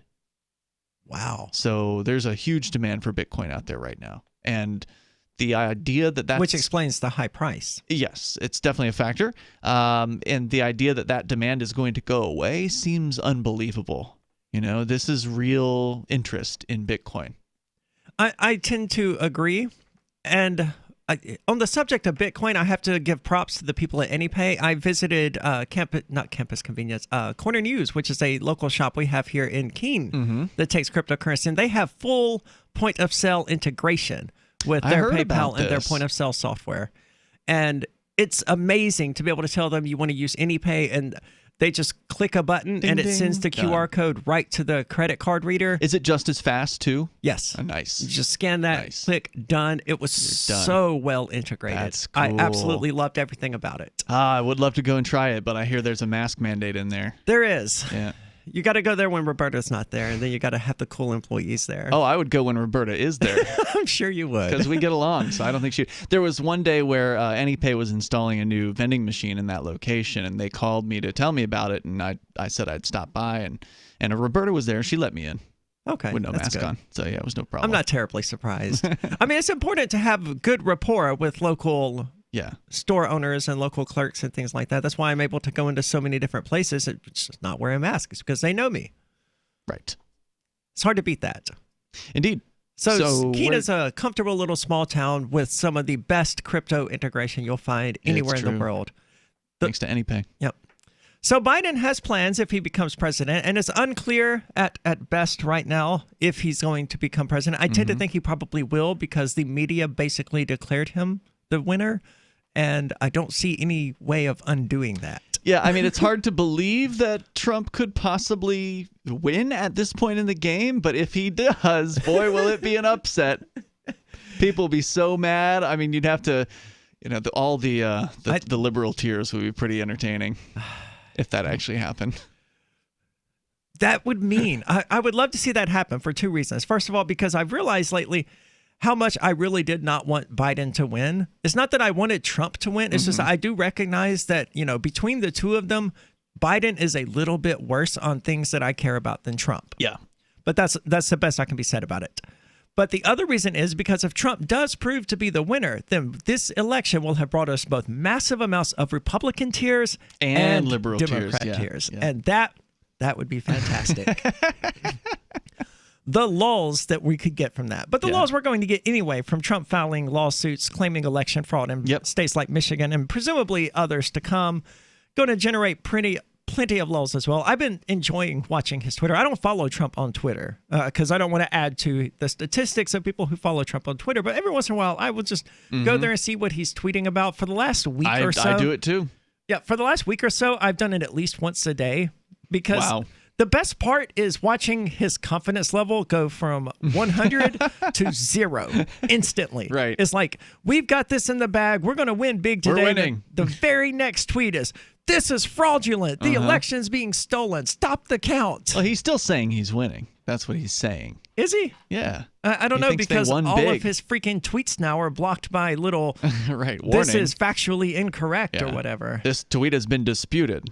But Biden has plans should he become president. And it's a mixed bag. I mean, some of it is definitely servicing his base, like the rejoining the Paris Climate Accord, which means basically nothing. The World Health Organization, which is definitely not a good thing. That's one of the, that's one of the things that Trump got right, was withdrawing from the WHO. Unfortunately, he didn't withdraw from the UN, so why not do that too? I would have loved to have seen that. Travel ban, Muslim countries is going to repeal the travel ban. Okay, good. Yep, I'm good with that. Yeah, that's fine. Not that anyone is traveling internationally anyway, because there's all kinds of restrictions on COVID. But it's. I mean, I suggest we go one step further here and just stop, doing things in these countries that cause them to be refugees Terrorists? in the first place. Yeah. I mean, the reason people want to flee Iran, Libya, Somalia, Syria, and Yemen is because of what the United States is doing in those countries. And then number 4, which we haven't talked about yet, he's planning to reinstate the Dreamers program, which we'll tell you about that coming up. 855-450-3733. News from news.bitcoin.com. A 1 million ounce gold find in Russia raises questions if Bitcoin is more rare than gold. The Bitcoin market is expected to be volatile until the end of the year. Study shows that half of U.S. investors interested in adding Bitcoin to their portfolio. Bitcoin.com is your source for getting started with cryptocurrencies, getting a wallet, buying Bitcoin Cash, mining, and all the latest cryptocurrency news at news.bitcoin.com. Divi's been a pretty good investment for Free Talk Live. Their ad campaign started in September 2019, and from mid-March to mid-July, the values soared by 10 times. It's not too late. Divi's new wallet hasn't even released yet, and other things are happening that I can't even say on the radio. If you want to invest and potentially do well, go to diviproject.org. I can tell you that FTL is deepening its partnership with the guys from diviproject.org. Past performance is not an indication of future profit. diviproject.org. D-I-V-I project.org. July 25th, we adopted April. She's a purebred, orange and white Brittany. But when she started scratching like crazy, I said to John, it's got to be her food. What you put into a dog is what you get out. We heard this radio commercial, and this woman was so excited about Dinovite, DINOVITE.com. I said to John, I'm getting this. So the Dinovite comes, and I thought, a light bulb moment. She loves her dog food. She always leaves a little bit in her bowl. So we had a huge scoop of Dinovite in it, and then we swished it around like gravy. She dove into that bowl. She licked it clean. She loved it. So that's been the routine. April gets Dinovite for dessert. Her coat is now soft. It's silky. Dinovite is nutrition. She even walks like a little princess. You won't believe how happy your dog will be. On Dinovite, she's Little Miss Hollywood. DINOVITE.com. The Free State Project has reached its goal of 20,000 liberty lovers who've pledged to move to New Hampshire and get active to achieve liberty in our lifetime. Perhaps you're trying to figure out what part of New Hampshire should be your destination. If so, consider Keene. You'll find more than 150 reasons to move to Keene at move.freekeene.com. Keene is famous for its historic, publicity-generating activism, as well as being the liberty media capital of the world. It's home to freekeene.com, New Hampshire's destination for liberty activism, news, and opinion. For years, we've been compiling over 150 reasons to move to Keene at move.freekeene.com, where you'll learn about some of what's happening here and what makes Keene a great place to live. If you love liberty, you'll probably enjoy anywhere you end up in the Shire. But do your due diligence first. Please visit move.freekeene.com for the full list of over 150 reasons to move to Keene. That's move.freekeene.com. If you want to know the latest about Free Talk Live before we go on the air, all you need to decide is how you want it delivered. It's your choice. Visit news.freetalklive.com to receive our usually weekly news updates by email. Plus, we have a Twitter account at twitter.freetalklive.com, and you can follow us on the decentralized Mastodon platform at toot.freetalklive.com. So please follow us at toot.freetalklive.com and sign up for our emails at news.freetalklive.com. Are you a cryptocurrency advocate? The Crypto Tip is the ideal outreach tool to help new people discover cryptocurrency. It's a printable business card-sized tip that you can give to service providers, preferably in addition to a good cash tip. When the server scans the QR code, it'll bring up an explanation of cryptocurrency, how to install a wallet, and allow them to claim the tip. If they don't claim the crypto, you get your tip refunded to you after a time period you specify. Plus, if they do claim the tip, you get an email alert. Create as many tips as you want at cryptotip.org. That's cryptotip.org. You can put the Liberty Radio Network on the air in your area. Visit broadcast.lrn.fm to learn how. Broadcast.lrn.fm.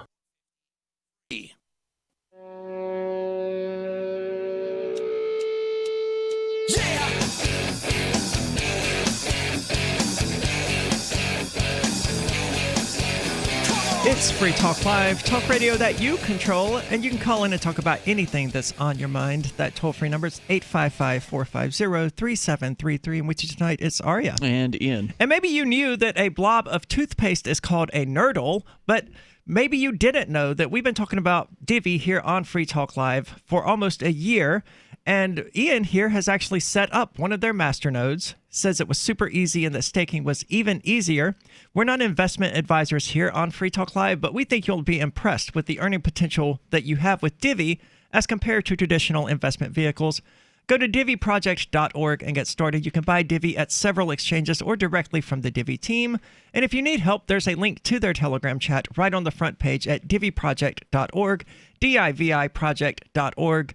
Now, Biden, the presumed president-elect, according to the Associated Press, who calls the election, a lot of people seem suddenly very interested in how exactly elections get called, even though I guess it's good that they're interested, but they don't seem to see the issue with having the media, the Associated Press. And I'm not 100% clear on what the Associated Press even is. Is it like a union of... That's a good question. What is it? I honestly don't know. I've just always figured it was a news reporting agency just calling themselves that. I mean, I know that they syndicate their content out to a bunch of their members, so how it all works internally, I'm not sure. Like, for instance, you had a AP reporter do a piece on you when you were running for Cheshire County Sheriff. It was a nice feature piece. They sent a photographer out, and that guy works for the AP. I don't think he works for, like, the Concord Monitor, right, who sort of moonlights as the AP. I think he's full-time AP reporter. So the AP does generate its own reports. That much I know.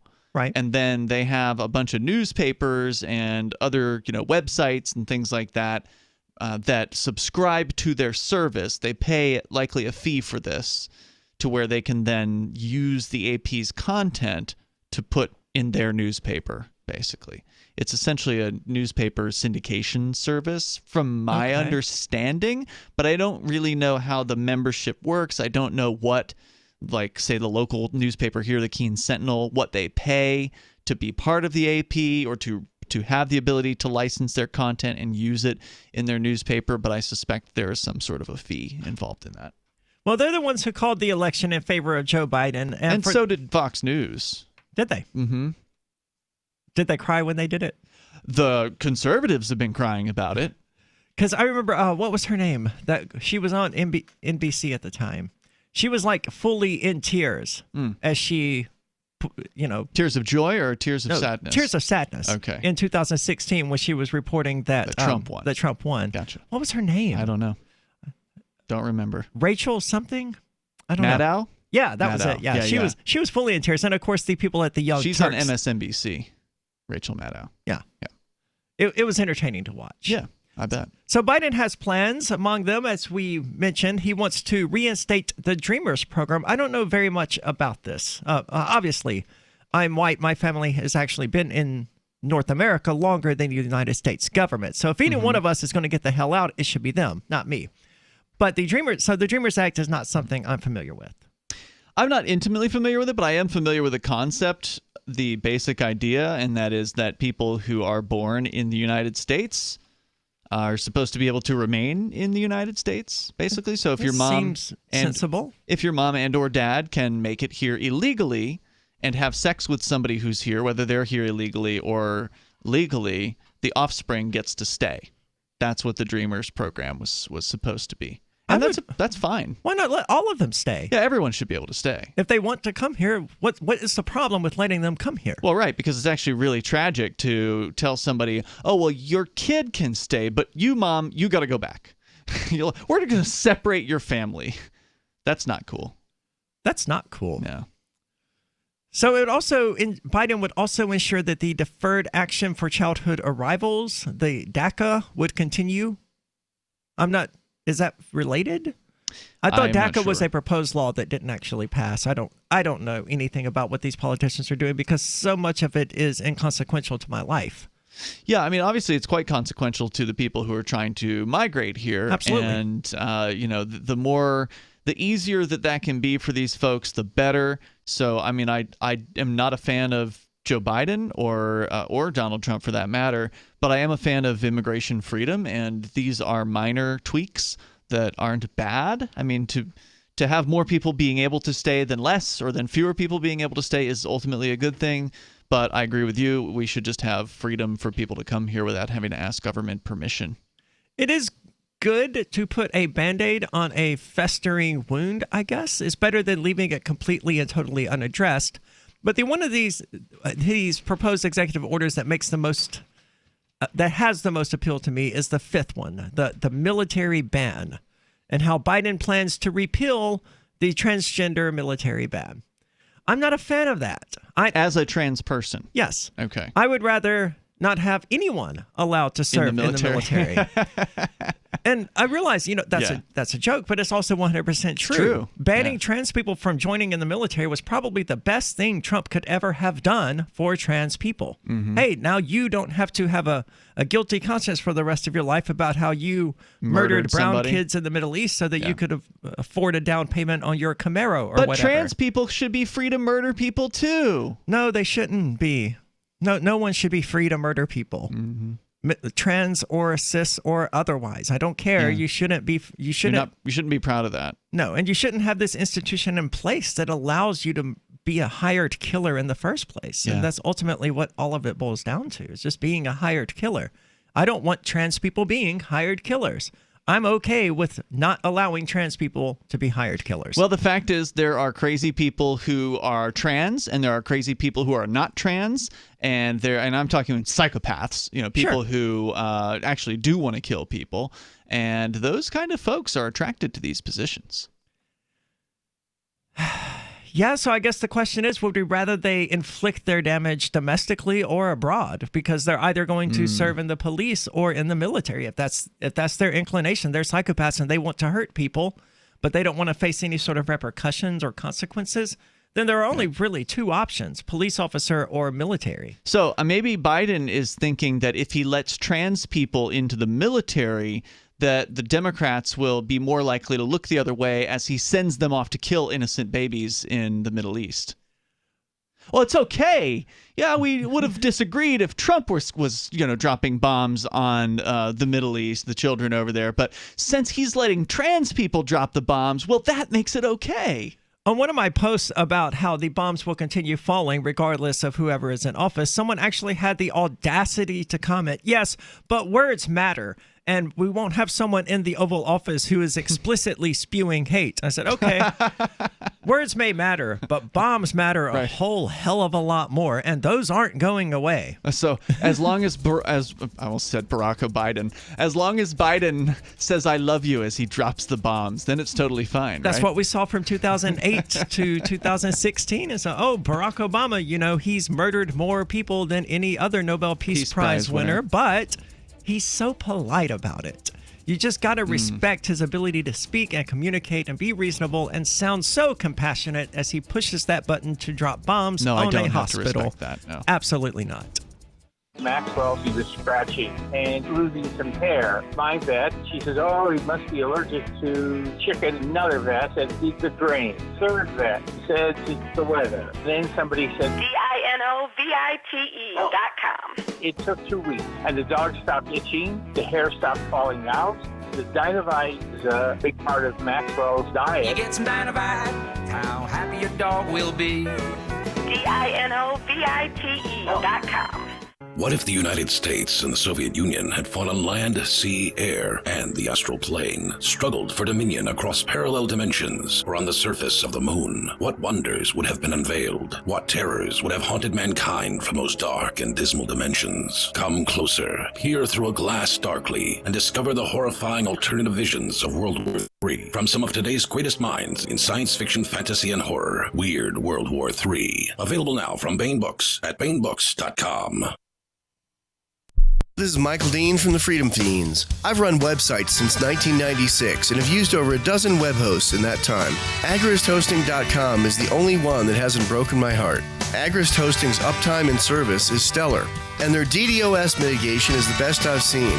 That's important because if you tell the truth in this world, you'll ruffle feathers. And some people will try dirty tricks to silence your voice. No matter what the haters hit us with, Agrist Hosting keeps our websites online. If you have a mission-critical commercial presence or a world-changing activism site, you cannot tolerate any skullduggery. So go with agristhosting.com. Have a WordPress or blog site, but you're not satisfied with performance or uptime? Or just want raw hosting? Want to pay with Bitcoin?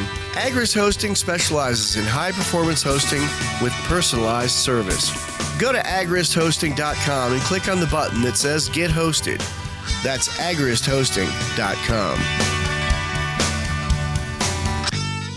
Want to accept Bitcoin at your online store? There's a good chance you already have what you need: a WordPress using WooCommerce and a Bitcoin address. Now all you need to start taking Bitcoin payments on your website is the AnyPay app on your Android or iPhone. Just paste your Bitcoin address into AnyPay, then connect it to your website with our one-click plugin for WordPress. Now your website takes Bitcoin, start to finish in 15 minutes or less with no complicated steps. Download AnyPay from the App Store today.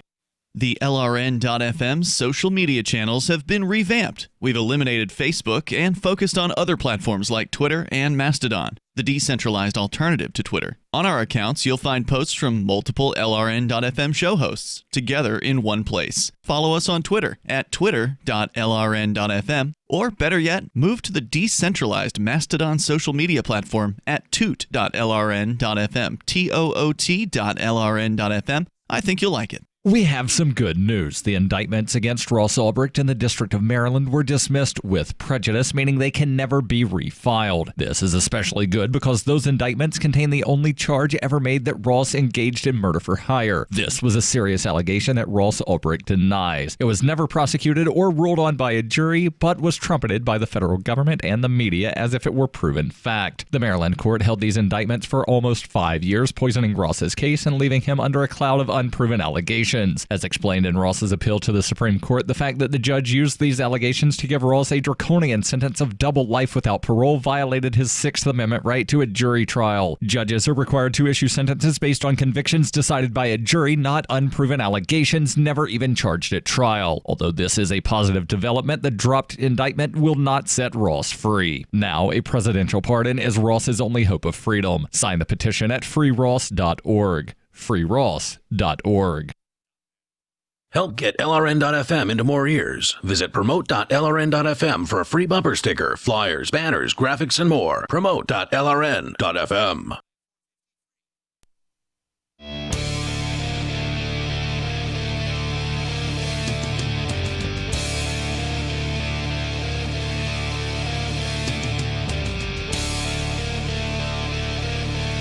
It's Free Talk Live, talk radio that you control, and you can call in and take control of the airwaves, talk about whatever's on your mind. 855-450-3733. With you tonight, it's Arya and Ian.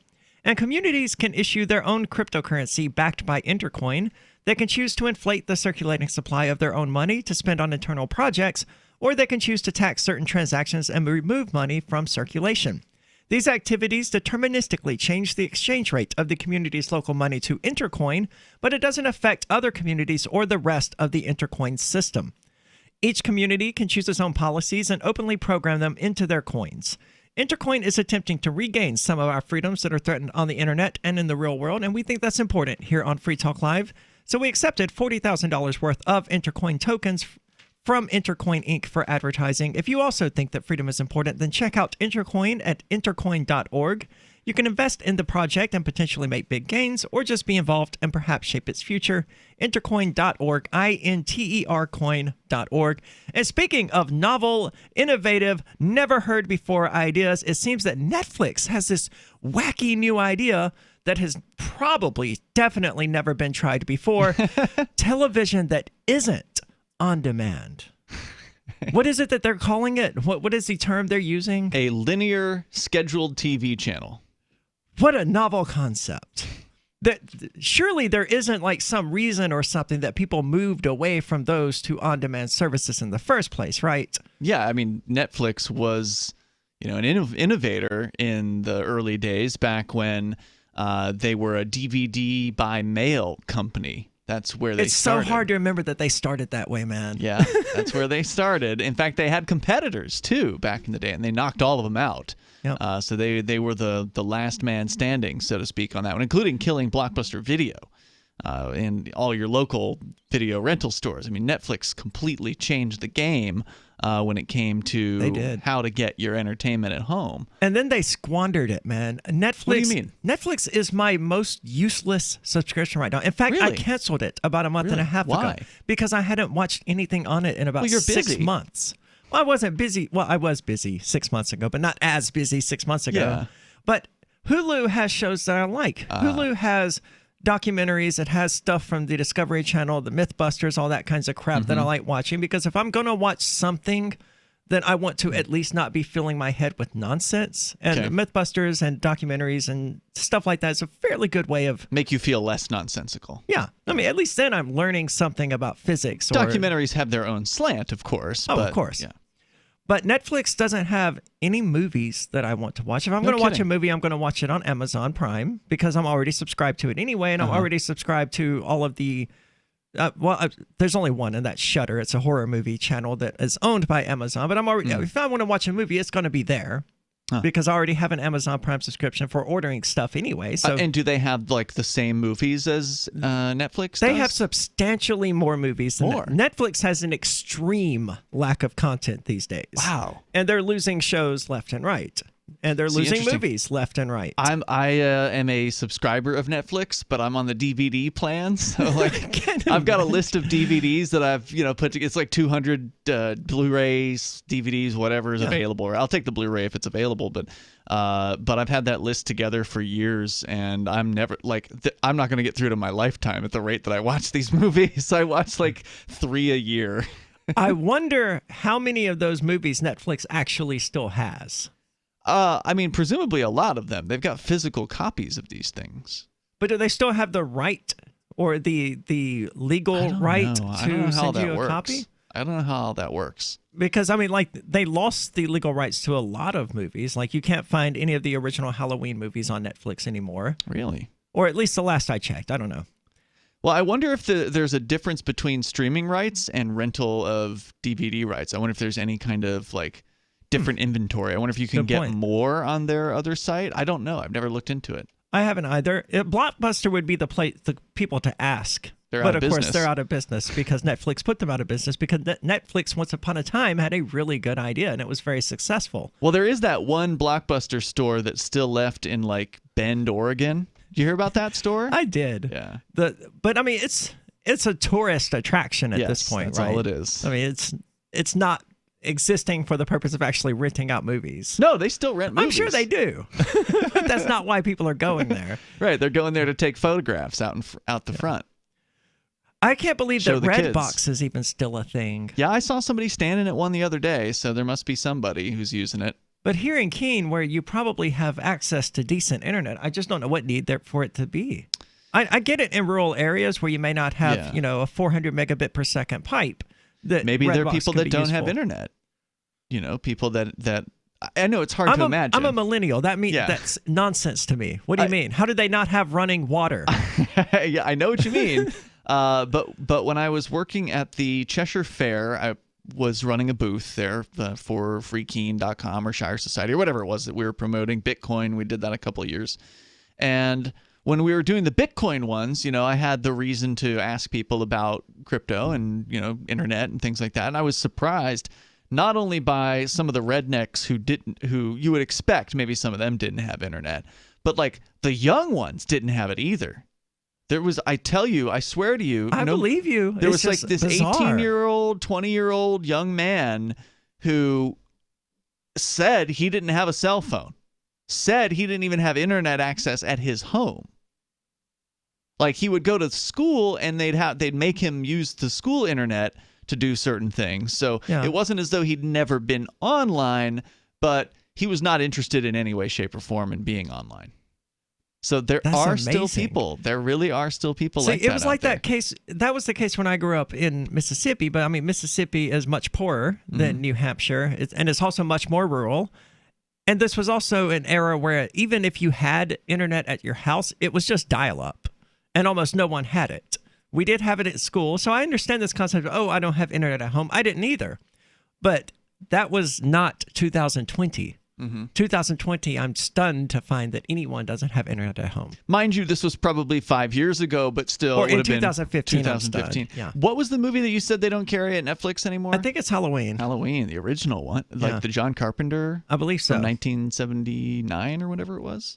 And it's hard 77? It's hard to think off the top of my head exactly what movies they no longer carry. But I know the selection is substantially reduced from what it was just 2 years ago. And I mean, this is why they started putting forth their Netflix originals in the first place, right? Because it became too expensive to license this content repeatedly. Disney started their own streaming service. CBS started theirs. So, of course, CBS was going to take any movies they owned and keep them on their service. The same with Disney. I know for a fact that you can't find The Lion King on Netflix, although you could just a few years ago prior to the arrival of the Disney streaming channel. So there are all of these reasons for Netflix to be losing the war, so to speak, with the arrival of these new streaming services. I don't think that scheduled linear programming is going to fix this problem. I think that torrenting more than likely is going to be what fixes this problem. Wait, how is torrenting going to fix the problems for Netflix? I don't care about Netflix's problem. Okay. I care about the problem of users not being able to find content they want to watch at an affordable and reasonable rate. And that's becoming increasingly difficult. I can still rent Halloween at Netflix on the DVD site. Okay. Yeah, no problem. Maybe that's just for DVDs then. I'll check during the break if it's actually still available to stream. I'm sure something isn't, though. So the news is coming from, and I thought this, for a moment, I thought this was like an April Fool. It sounds like something from the Babylon Bee. Yeah. Netflix is testing out a new linear content channel dubbed Netflix Direct, which will offer subscribers real-time scheduled programming for the very first time. According to IndieWire, Netflix is trialing a new service that will pull content from the streaming giant's existing library and present it in a linear, scheduled format for those subscribers who like the idea of accessing a pre-programmed feed that, quote, doesn't require them to choose what they're going to watch, unquote. Similar to standard broadcast and cable TV channels. That's so bizarre to me. I stopped listening to the radio. I stopped listening to any of that nonsense once I just started streaming Spotify. I stopped getting cable when I discovered Netflix. They probably apparently they actually launched this already in France on November 5th. So it's a thing. Does this sound like a good idea to you? Give us a call. 855-450-FREE as in freedom. At 58 years of age, I noticed a dramatic energy decline. After a 5-day work week, I had to use one of my days off to rest and recover. I also had cut my gym visits down from 3 times a week to once a week. Since I began using Green Meadow Way, my energy level has greatly improved. I no longer have to take a day to recover. I have increased my gym visits back to 3 times a week. I'm actually more active and feeling better now than I have in the last 5 years. It's so nice to wake up in the morning feeling good and ready to go. Before trying Green Meadow Way, I must have tried every whey protein product on the market, and every one of them caused me bloating, gas, and constipation. I've had no such issues with Green Meadow Way. In fact, I'm sleeping better, my vision has improved, and surprisingly, my emotional and mental state has also improved. I love what Green Meadow Way has done for me. Green Meadow Way comes from milk derived from grass-pastured cows. To order, call 888-988-3325 or visit greenmeadowway.com. Attention business owners body slammed by overwhelming debt. If your business is in trouble, hassled by creditors, if you're frustrated, finally fed up with big business bailouts while your business has been left for dead, please listen close. There's a brand new fast-track bankruptcy. Some have even called it the biggest small business bailout in American history. Designed for individuals and their businesses. And look, almost no one knows about this yet. My attorney wasn't even aware of it. The truth is, beating the system has never been easy because it's rigged in a sense against the little guy. But here's the jaw-dropping news nobody's talking about. They've literally just changed the system so that you can beat it, but only if you understand how the new game has to be played. Find out if you qualify at pocketsoflight.com. This government-backed small business repair program is still legal, but may not be renewed after the election. Fight back fairly, fight back ethically at pocketsoflight.com. Join liberty-minded voluntarists, anarchists, and libertarians from June 28th through July 4th for ForkFest 2021 at Rogers Campground in the beautiful White Mountains of New Hampshire. ForkFest happens the week after the Porcupine Freedom Festival, and ForkFest is decentralized, which means no one is in charge. That also means there's no ticket cost. Just reserve your camping, RV site, or motel room with Rogers Campground for June 28th through July 4th. Where better to celebrate Independence Day than around other freedom-loving activists in the Shire? You can relax and enjoy the camaraderie of like-minded people, or you can create whatever experience or event you'd like others to have. If you're planning an event for ForkFest, be sure to let others know in advance. You can connect with fellow ForkFesters via the unofficial Telegram chat or the ForkFest forum. Links to those are on the unofficial website, forkfest.party. Mark your calendar for June 28th through July 4th, 2021. We'll see you at forkfest.party. There are lots of ways to listen to Free Talk Live. Our podcast has been around since podcasts began, and now the FTL feed is loaded with content besides our full show archives. Did you know that we make it easy for you to customize your podcast subscriptions? We have different feeds, one that includes only our full shows, one with just the Daily Digest, and our main feed that includes everything. You decide what you listen to. It's quick and easy to customize your feeds at feeds.freetalklive.com. That's feeds.freetalklive.com. Free speech is protected on the internet, right? Not always. Government agencies try to limit free speech and commerce on the net. Luckily, when they do, the Institute for Justice is there to defend your First Amendment right to free speech. IJ helped set the first federal precedent for internet free speech in 1999, and ever since has worked to prevent unconstitutional roadblocks in cyberspace. Visit our website today at ij.org. Some of our live shows are streamed in HD on Twitch. Please follow and share at twitch.lrn.fm. That's twitch.lrn.fm.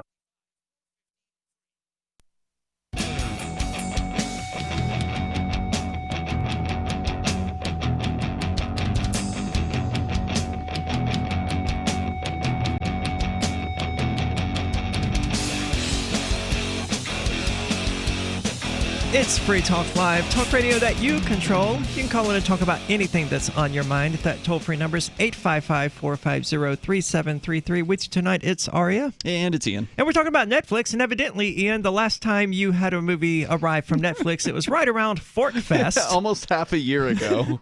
And for those who don't know, ForkFest is a yearly festival that goes on at Rogers Campground in the beautiful White Mountains of New Hampshire each year. This year, it's going to be from June the 28th through July the 4th. It's just the week after the Porcupine Freedom Festival, and it's decentralized, which means no one is in charge. There's no ticket cost. All you have to do, there are also no DVD players, so Ian can't take his movie to finally watch it at the next ForkFest either. All you have to do is just reserve your camping site, RV site, or motel room with Rogers Campground for June the 28th through July the 4th. And we're better to celebrate Independence Day than around other freedom-loving activists in the Shire. I'm already looking forward to it, and we're still like 7 months away from it. I have got to get in touch with those people at Eventify. I'm not even sure the guy I originally spoke with even still works there because he just completely dropped off the radar. Yeah. I was like, hey, I'm trying to give you money, but I'll just have to go through. I'll just have to go through the website proper again.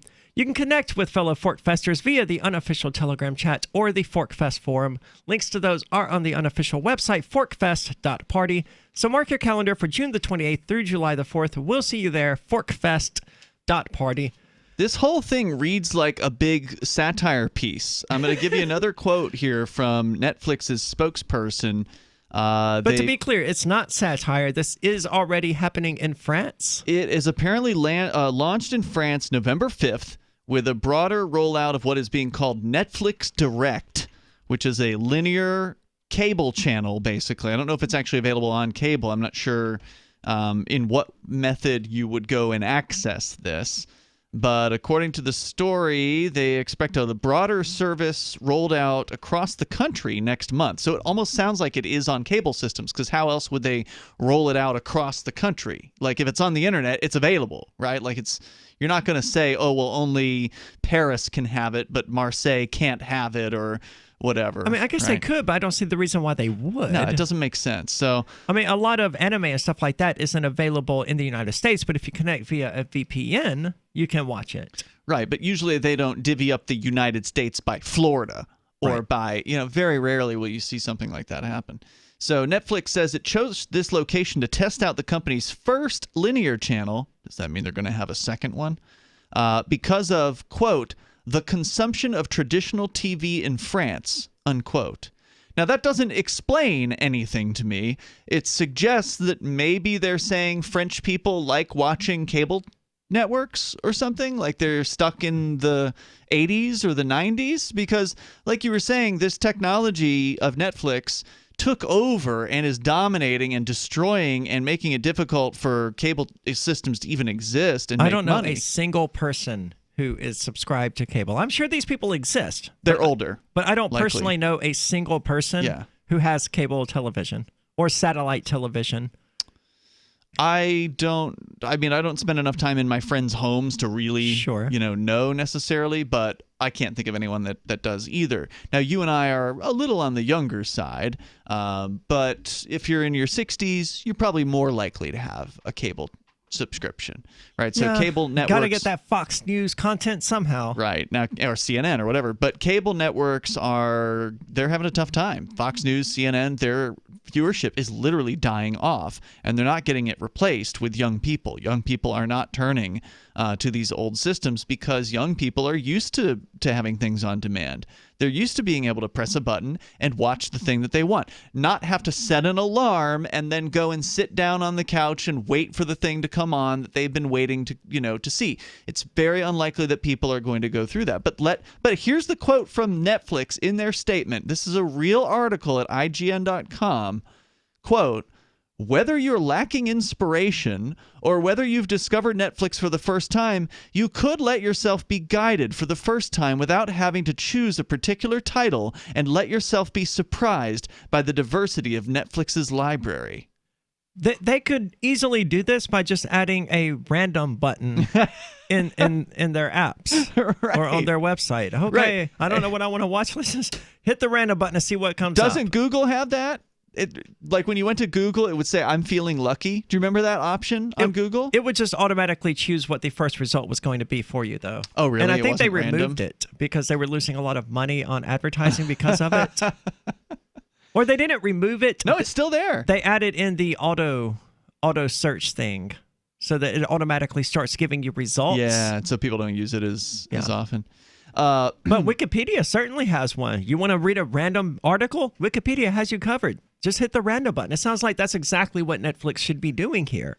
If they had a random button, then you'd at least get to see the thing from the beginning. Whereas also true. Right. Whereas 99% of the time, if you just tune into a cable channel, you're in the middle of something. There's something that you've just stumbled into, and you don't see what happened at the beginning of the movie. I will say that was good for me in one particular case. The first Doctor Who episode of the reboots that I ever saw was just randomly flipping through channels trying to find something to watch, and I stumbled across it, and I was like, what is this crap? And man, it was fantastic. I'm very glad that happened, and that was essentially... Would it have grabbed you if you had started from the beginning? You wouldn't have stopped on it? You don't think? Like if it were just starting? I was pretty close to the beginning. It isn't the first time that Netflix has experimented with its entertainment offerings. In September, the company unveiled a promotion that offered a selection of Netflix original movies and TV shows to non-subscribers for free. The, quote, watch free page invited users to sample some of the platform's content without the need for a subscription, presumably in a bid to attract new members, which is also similar to an old cable network thing that they did back in the day. I don't know if you remember this.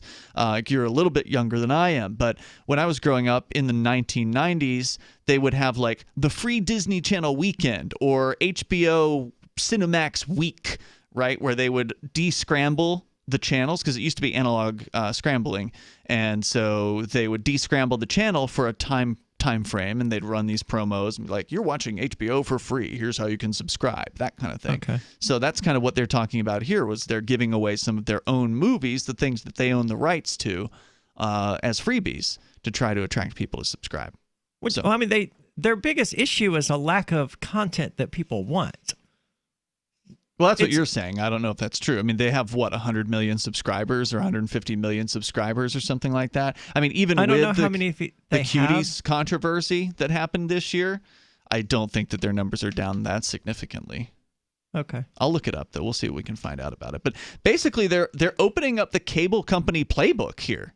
And they're picking out, oh, well, let's do what the cable companies did back in the 1990s. Despite that Netflix is the company that proved that the cable company's playbook was obsolete. It's obsolete, right. That's what's so bizarre about this. And I can't imagine being so bored that I will watch whatever random show happens to be on anymore. I say this after just pointing out that, I did in fact discover Doctor Who because I happened across a random show that happened to be on, but it was also on a channel that I frequented. There's a reason I went to the BBC channel, because I was already watching Merlin on it and some other shows. And I was like, okay, they usually have pretty good content. Let's flip over there to see what's on.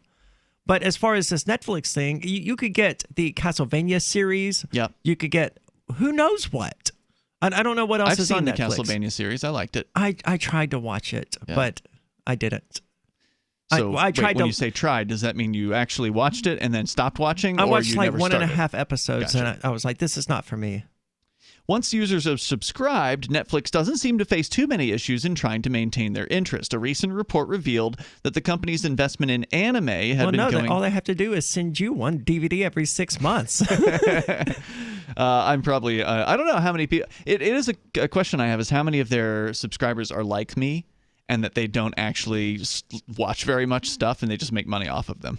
I mean, to be 100% honest, the reason that I unsubscribed from Netflix wasn't any conscious, deliberate decision. It was that Netflix, the card that was paying for Netflix was Expired. my Wells Fargo debit card, and they closed the account, so I stopped getting paid for it, and I was So you're like, whatever. I'm not going to bother to fix it. Yeah. But yeah, for the past 6 months or whatever, I've just been paying for my Netflix. February is the last time I remember using Netflix. So I've actually used it sooner than you have, or more recently. Netflix, it says here, invested in anime recently, and that's been going particularly well in terms of viewership. In fact, Netflix announced plans to produce even more anime content after noting an exceptional uptake in anime streaming on the platform over the past year. So maybe if you're an anime fan, you're really happy with Netflix right now. Could be. I don't know. There are alternatives for anime, though. There are already anime subscription services like Crunchyroll and others. For people I know who Will are... used to talk a lot about that. Yeah, I don't know anything about anime, so that's the most I know I'm very say little about it. Yeah. I saw Akira back in the day. I've never seen that. My ex-wife loved anime, though, and some of it was so horrifically bad. There was this one called Excel Saga, where the main character just had the whiniest, most high-pitched voice you will ever hear anywhere, and it was like 6 hours of this nonsense. Was it an English voice or a Japanese voice? It was English. Okay. So there is so that bad at least. dub. Yeah. 855-450-FREE, as in free of any sense at all. Remember when you first heard about Bitcoin? How long did it take you to realize this little project would soon change the world? Do you kind of wish you had gotten involved sooner? Well, now's your chance to be part of the next revolution in money. Intercoin is working to finally make crypto go mainstream. It's designed to be scalable enough to support everyday payments and even elections without the state. Bitcoin was originally supposed to be a peer-to-peer cash system, the way we would all pay one another without having to trust any third party. But instead, over time, it mostly became a store of value. That's because every 10 minutes, the Bitcoin network must put all transactions into a block, and that block can only hold so much. If crypto is to become mainstream, for everyone to use it in everyday payments, we need a new architecture, one that's as secure as Bitcoin while being far more scalable. Check out intercoin.org to find out more and maybe pick up some of those coins for yourself. Bitcoin.com has launched a trading platform at local.bitcoin.com, allowing you to buy or sell Bitcoin Cash via dozens of payment methods like PayPal, Venmo, bank deposit, remittances, or meeting in person with cash. There are no ID requirements to sign up for and use the site, and all communications between buyers and sellers are encrypted. Finally, a global trading platform that respects your privacy. Visit local.bitcoin.com to get started trading Bitcoin Cash. local.bitcoin.com. What if you want to hear the latest episode of Free Talk Live, but all you have is your phone, you forgot to download our archive, and you have no data connection? You can call our Listen line at 641-793-0191. That's a long-distance number, so you may incur charges. If not, listen as long as you want. 641-793-0191. The Free Talk Live Listen line, 641-793-0191. You're listening to the live edition of Free Talk Live. Hour number 3 is next after the news here on the Liberty Radio Network at LRN.FM. Another challenge. I'm Lisa Lacera, Fox News. The Supreme Court again takes up the Affordable Care Act. Chief Justice John Roberts and Justice Brett Kavanaugh both signaled that they believe that the ACA can stay intact despite getting rid of that controversial individual mandate. It's all about severability. Now, this is the third legal challenge in the 10-year history of the law. President Obama signed it into law in March 2010. The question for the court, whether the key funding mechanism for the law, the individual mandate, can be taken away, and if the rest of the ACA can stay intact without that mandate. The mandate forces someone to buy health insurance. Some say that is a tax. The Chief Justice who upheld the law in 2012 made it clear he believes the act could survive without that mandate. Fox's David Spunt. President-elect Joe Biden spoke about the challenge to the law this afternoon. The Congress, expressing the popular will of the American people on a bipartisan basis, has rejected numerous attempts, numerous efforts by President Trump to erase the law. Biden wants to expand affordable health care, including offering a public alternative alongside the private plans that are now available for people who don't have health plans at their jobs. The U.S. has surpassed 1 million new cases of COVID-19 in just the first 10 days of the month. This as governors are reinstating restrictions to try to stop the spread. In Minnesota, the governor is ordering bars and restaurants to close at 10 p.m., and Iowa's governor says she will require masks at indoor gatherings of 25 people or more. The House Oversight Committee says a postal worker in Pennsylvania who claimed voter fraud has recanted his story. In a signed affidavit, Richard Hopkins had claimed the postmaster in Erie told employees to backdate ballots mailed after Election Day. But when Hopkins was interviewed by the Postmaster General, he recanted without an explanation. Pennsylvania is one of several battleground states where the Trump campaign has filed election-related lawsuits. America is listening to Fox News. 2020 hasn't let up, but we have to keep this economy rolling. NetSuite will help your business make that happen. That's why over 21,000 companies, including Boll & Branch, makers of the world's softest sheets, choose NetSuite by Oracle, the world's #1 cloud business system. NetSuite gives you visibility and control over your financials, HR, inventory, e-commerce, and more. Everything you need all in one place. We talked to David Reed, CFO of Boll & Branch, about how they use NetSuite. Before NetSuite, we were stitched together with spreadsheets and hope. Now I have only one source of truth for our financials, HR, inventory, and supply chain. Because NetSuite is cloud-based, working from home didn't change a thing. We're still bringing affordable luxury into homes all across America. I'm now closing the books 5 to 10 times faster thanks to NetSuite. Let NetSuite show you how they'll benefit your business with a free product tour at netsuite.com/Fox. Schedule your free product tour right now at netsuite.com/Fox. netsuite.com/Fox. Come January, there will be no changes in Senate leadership. Senate Republicans have re-elected Mitch McConnell to lead the GOP conference in a unanimous vote this morning. McConnell is expected to remain the majority leader, though 2 Senate races in Georgia won't be decided until a January runoff. Democrats also re-elected Chuck Schumer as the caucus's leader by acclamation, along with the rest of the leadership team. New Jersey Senator Cory Booker and Nevada Senator Catherine Cortez Masto were also added to the leadership roster. Jared Halpern, Fox News. With Thanksgiving just over 2 weeks away, people are trying to figure out how to safely be with family during the pandemic. Many experts are saying the best thing to do is to stay home, or if you must gather, do it outdoors. Yesterday, the CDC updated its holiday guidance as cases of the virus surge, noting that small household gatherings are an important contributor, and said that older adults and others at risk should avoid gathering with people outside their households, pointing to Canada.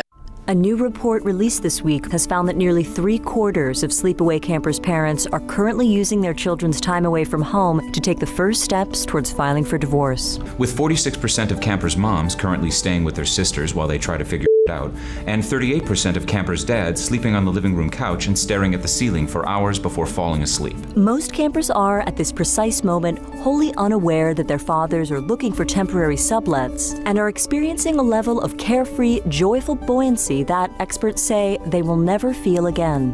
The majority of campers currently have, on average, 16 days until their lives come crashing down around them, at which point their parents will pick them up from camp, drive them to a restaurant, and then break the news that while they'll always be a family, they won't be living together anymore. I love camp this year. It's so much fun. Mom sent me so many care packages. Dad even sent one. It's awesome. This is the Onion News Network. Everyone needs to get a justice shed. So you have a place to throw that little juvenile delinquent you caught loitering out on the street corner. This is not rocket science, people. I just call up my neighbors, Frank and Terry. We get out there with baseball bats, fishing nets, and we knock that suspect out. And we toss him in our justice shed. We just start dealing out some shovel beatings. That's democracy, people. That's the biggest benefit of the Justice Shed, people. You are in charge. Our Justice Shed was all filled up, so we created this Justice Cage. It's just as good. These guys, I think we caught them shoplifting, and this is my daughter's boyfriend. Look, if you don't have a yard big enough to place a Justice Shed in, go out and get yourself a Justice Barrel. I don't care. The important thing is to take control of your safety by any means necessary. This is the Onion News Network.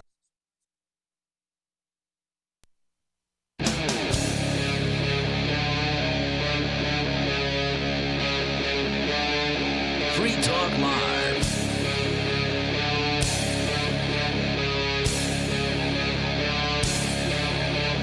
It's Free Talk Live, talk radio that you control. Take control of the airwaves, 855-450-FREE, as in freedom. With you tonight, it's Aria. And Ian. And a new report from the AP. Surprisingly, children are losing basic skills while under the coronavirus restrictions.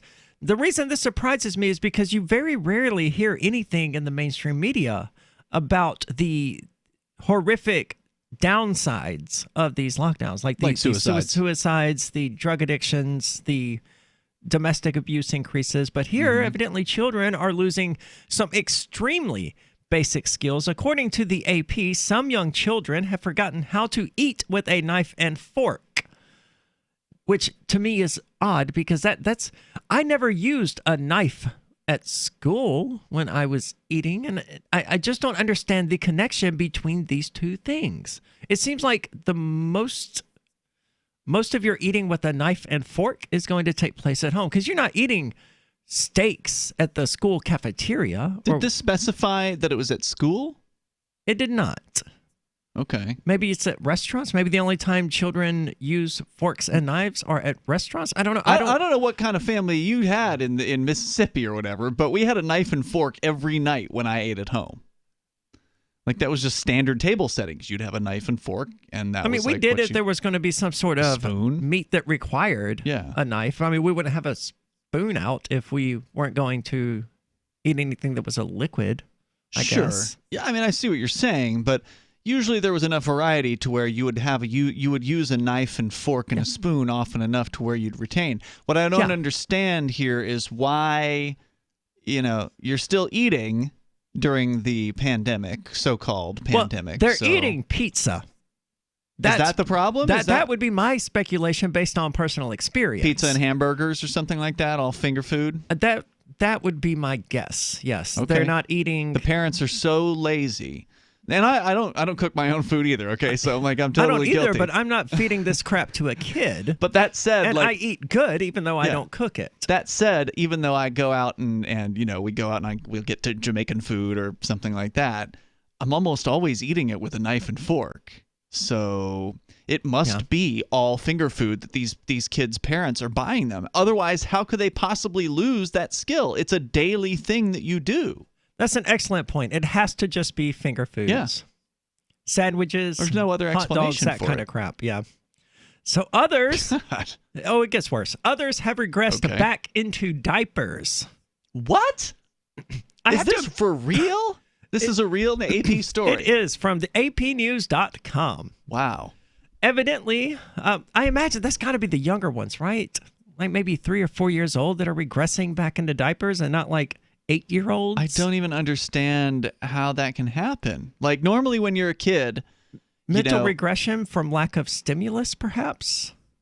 Yeah, I mean, I hope they talk to some expert here at some point to explain how this can happen, because normally, at least my recollection, now I don't have a detailed memory of this, but isn't it generally the case that it's like, hey, you're a big boy now. You didn't have to have mommy help you or daddy help you with going to the bathroom or whatever. You got it done all on your own, son or daughter. Good job. Here's a gold star. We'll take you out to dinner, or you can get some dessert or whatever, some sort of reward. There's the reward of you did it yourself, the pride in being able to do that yourself. How could you possibly regress back to that and be like, Mom, I just want to pee my diaper again. Can you just get me a diaper again? Like, what? How does that even happen? Maybe it's another failure of the parents who, as we suspect, are so lazy that they're just feeding their kids finger foods now. So they're just slapping diapers on the kids. They're like, we don't want to get off the couch, so here you go.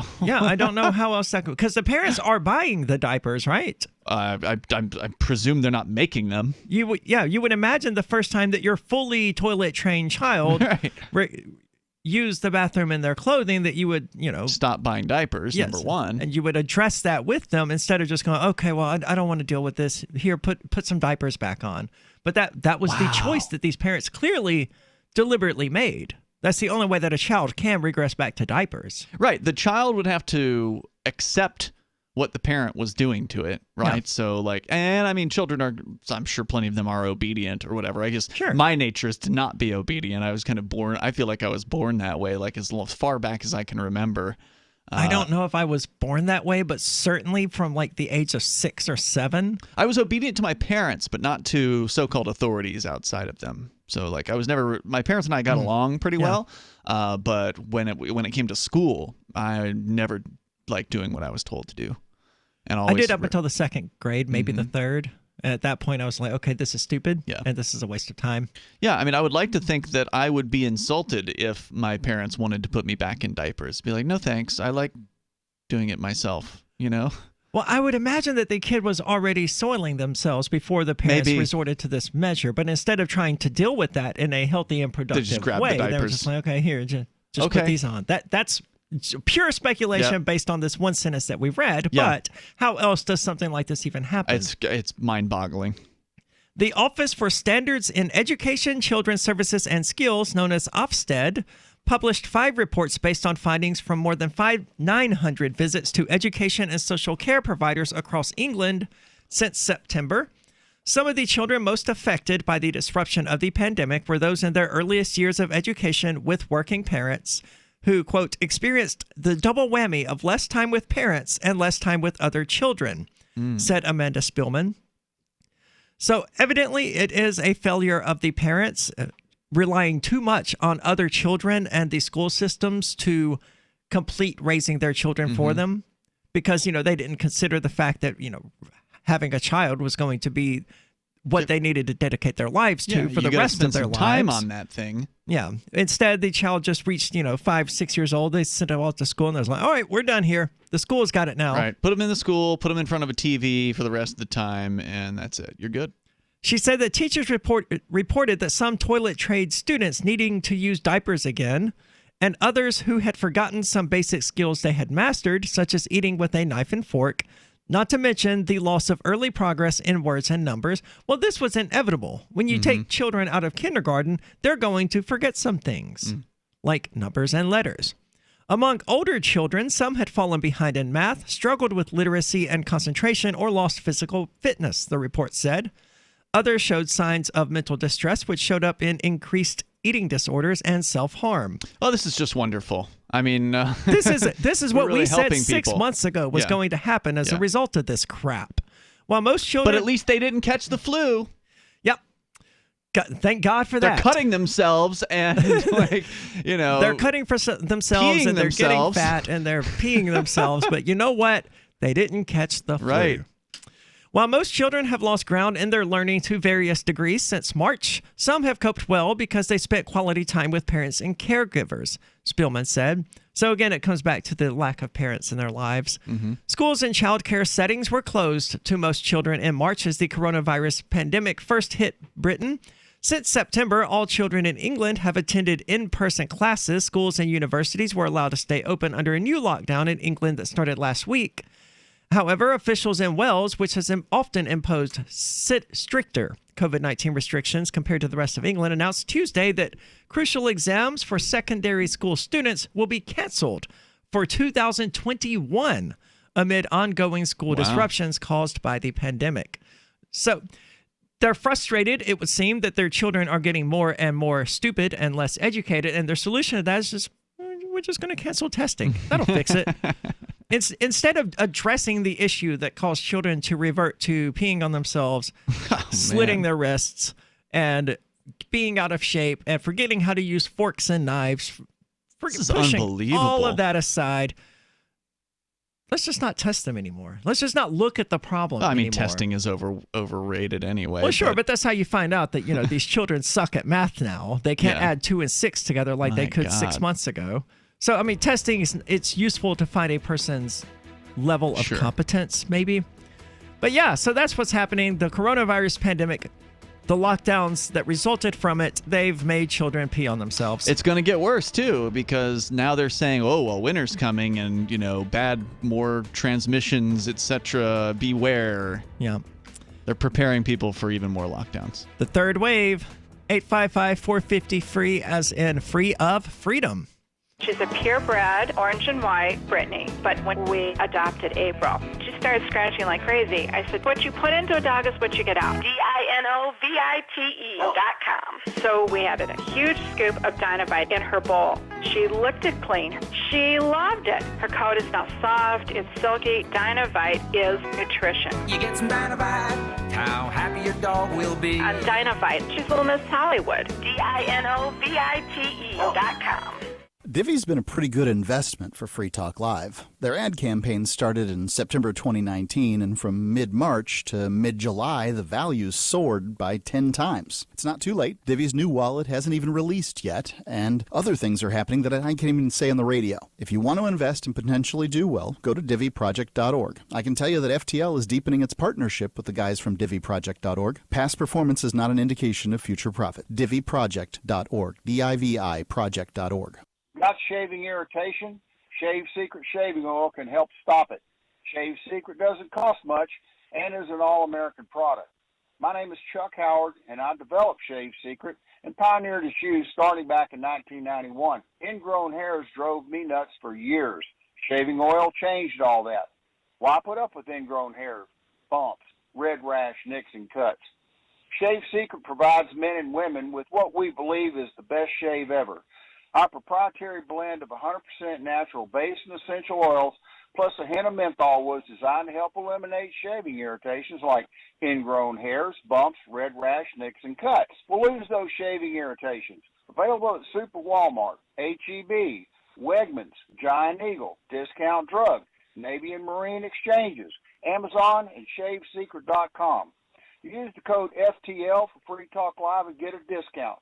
Shave Secret, the best shave ever.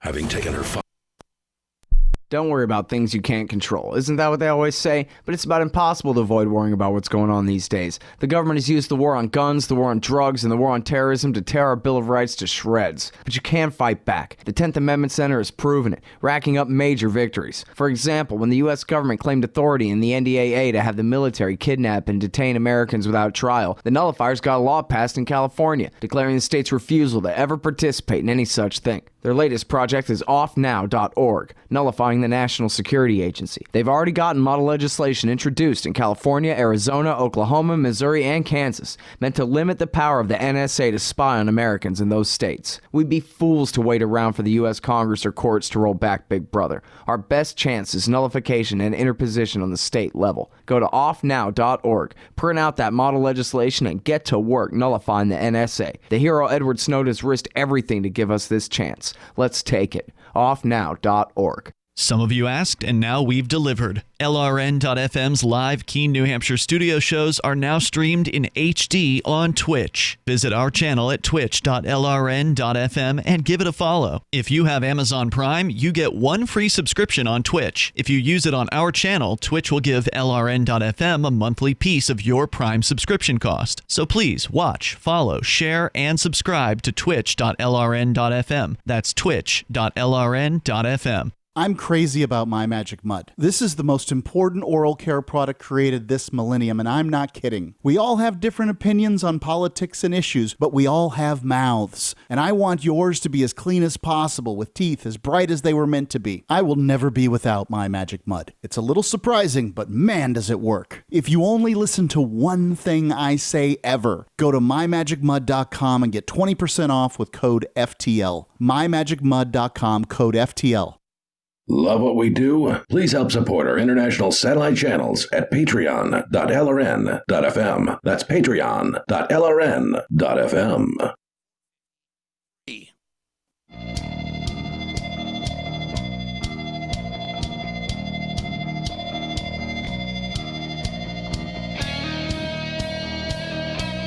It's Free Talk Live, talk radio that you control, and you can call in and talk about anything that's on your mind. That toll-free number is 855-450-FREE, as in Freedom's Phoenix, which is a liberty-oriented news aggregation site. Do you want the newest and freshest stories and perspective on current events from those who value liberty?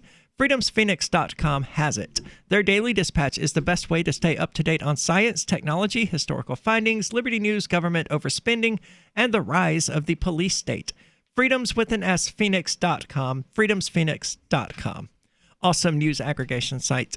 So, addiction to cryptocurrency. I don't know how to even introduce this because I haven't even looked at the article. I have no idea what they're suggesting here. How can a person be addicted to cryptocurrency? Well, I mean, isn't it obvious in the same way that you could be addicted to playing video games or addicted to eating ice cream or addicted to the gym or whatever. Some of these things are more positive addictions than others, right? If you're addicted to the gym, well, you're probably just going to be in shape. If you're addicted to ice cream, you're probably not going to be in shape.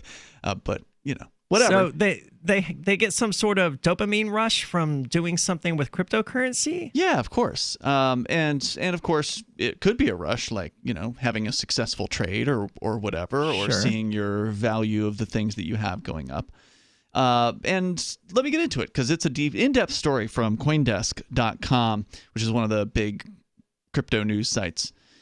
SBF is a Wall Street trader turned crypto trader turned CEO of FTX, a crypto derivatives exchange, which describes itself as built by traders for traders. He's always at his desk is not a figure of speech. SBF literally lives in the office, mainlining work, sometimes sleeping on a nearby bed, and sometimes sleeping under his desk. A recent photo on Twitter shows this him dude definitely has an issue. Slumped over between two beanbag chairs, eyes shut, with the caption, quote, "A rare photo of SBF _Alameda," which is, I guess, his Twitter handle, when he, quote, "goes home," unquote, to sleep.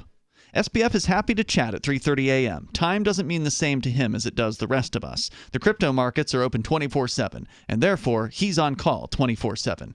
This time works, he cheerily assures me. I can hear the clacking of his keyboard through our call, and I'm guessing this has something to do with the price of Bitcoin plunging $1,000 in the past 48 hours. Note, this was written in early September before the recent run-up. I bet he's super busy now, whatever in the hell a cryptocurrency derivatives exchange does. Yeah, I don't know either. It's been pretty busy, he calmly says, but I mean, so many days have been busy at this point that, unquote, it's not his first rodeo, says CoinDesk. When he worked on Wall Street, his eyes were glued to the screen from 9:30 a.m. to 4 p.m. He acknowledges the nonstop cycle of crypto is, quote, one of the exciting but brutal parts of the industry, unquote. Considers it a necessary sacrifice, he does. No, dude, what the price of crypto does between the hours that I'm sleeping and the hours that I'm drunk is between everyone else and crypto. Nothing to do with me. I will deal with it when I wake up and not before then. Sudden price movements could trigger opportunities, headaches, or financial fires that must be snuffed. SPF has 6 monitors at his desk. His eyes flick to check the prices and charts, quote, every couple of minutes, sometimes much more frequently, unquote. Is he addicted to crypto? Are you? Am I? Well, he's definitely 100%. I mean, if we establish addiction or a harmful addiction's baseline as being, something that causes you to sacrifice all other aspects of your life, like your relationship, like your health, your sleep. Then this guy has certainly crossed that threshold. I'm addicted to crypto is almost a cliche in the blockchain space. Nearly everyone talks about falling down the rabbit hole and becoming so obsessed they cancel plans with friends so they can listen to crypto podcasts, binge watch crypto YouTube videos, and even devour crypto white papers. Does this happen? Apparently. It almost feels like a rite of passage. You don't really get crypto until you live it, breathe it, can't shut up about it, until you annoy all of your friends with your new hobby. And this is probably from someone who has never actually spent cryptocurrency to buy something, by the way, so let's keep that in mind. And you struggle to explain it, and they can't quite understand it, but you assure your friends you just know that it will change the world. Well, see, that's the problem. Crypto is not hard to explain. It's digital money, just like PayPal, just like Cash App. People already innately understand digital money. Well, you can oversimplify it like that. Well, sure, but they understand it. But that doesn't it. explain it. Right? Well, no, they don't need to read the Bitcoin white paper. I've never read it. I don't know if I have. I've never done it. People talk about how great of a read it is, and it's like, well, I've never done it. I know I've perused it because I used to run a website called Crypto Check where we looked at crap coins and we looked at cryptocurrencies and we assessed whether or not they were likely to be scam coins or crap coins. And that involved, reading their white papers only in the rare event that they actually gave a white paper, but the Bitcoin one was the gold standard that we used. I don't know if I ever actually read it, but the format of it was very important because it was a technical document. Right, which is why I didn't want to read it. But the white papers that are being put forward by like DeFi coin and what is the other one that I can't think of off the top of my head? I don't know. AirSwap token. They're not technical documents. They're PowerPoint presentations. They're brochures. They're sales pitches. Yeah. And that was the number one distinguishing factor between, is this a crap coin or is this a legitimate token, cryptocurrency? Then there's the other kind of crypto addiction, a more specific flavor that has to do with checking the price. Some call it the itch. I first felt the itch on the island paradise of Bali in January of 2018 when I met and wrote about an unlikely group of crypto traders. These were happy days for Bitcoin bulls. Most had just made a ton of money, at least on paper, as the Bitcoin price exploded from $1,000 to $20,000 in less than a year. Some quit their jobs to trade crypto full-time. So like any good journalist, I bought some crypto in the name of research. First, I bought $10 worth of Bitcoin, just to get familiar with keys and wallets. I soon forgot about it. Later, to better understand the Bali traders' obsession, I plunked down $200 and bought some Ethereum and a few other altcoins. Half the fun was chatting, joking, and arguing about my new crypto buddies about what alts to buy. It felt like a mix of the stock market, gambling, and fantasy football. Then I put in some more. The price went up and I felt good. Then a little more.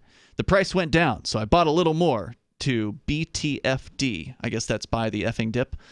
Rinse and repeat. I didn't buy so much that I would be in financial trouble if Bitcoin crashed and went to zero, but I did buy enough that whenever I opened my new favorite app, Blockfolio, I would feel a jolt of pleasure or a queasy stab of regret. I needed to scratch the itch. Maybe I didn't sleep under a desk like the other guy, but I checked Blockfolio as soon as I woke up in the morning, even before Twitter, before Tinder. I checked it before I went to sleep. I checked it I checked it at 3 a.m. when I woke up to use the bathroom, and I checked it throughout the day. This behavior wasn't logical. It served no purpose, and I knew it served no purpose. I had planned to hold, or he writes hodl, and there was no scenario where I would buy or sell regardless of the price. My behavior made less sense than the always vigilant price checking of crypto traders like SBF, who had good reason to pounce on volatility. In fact, it made no sense, yet I kept scratching the itch.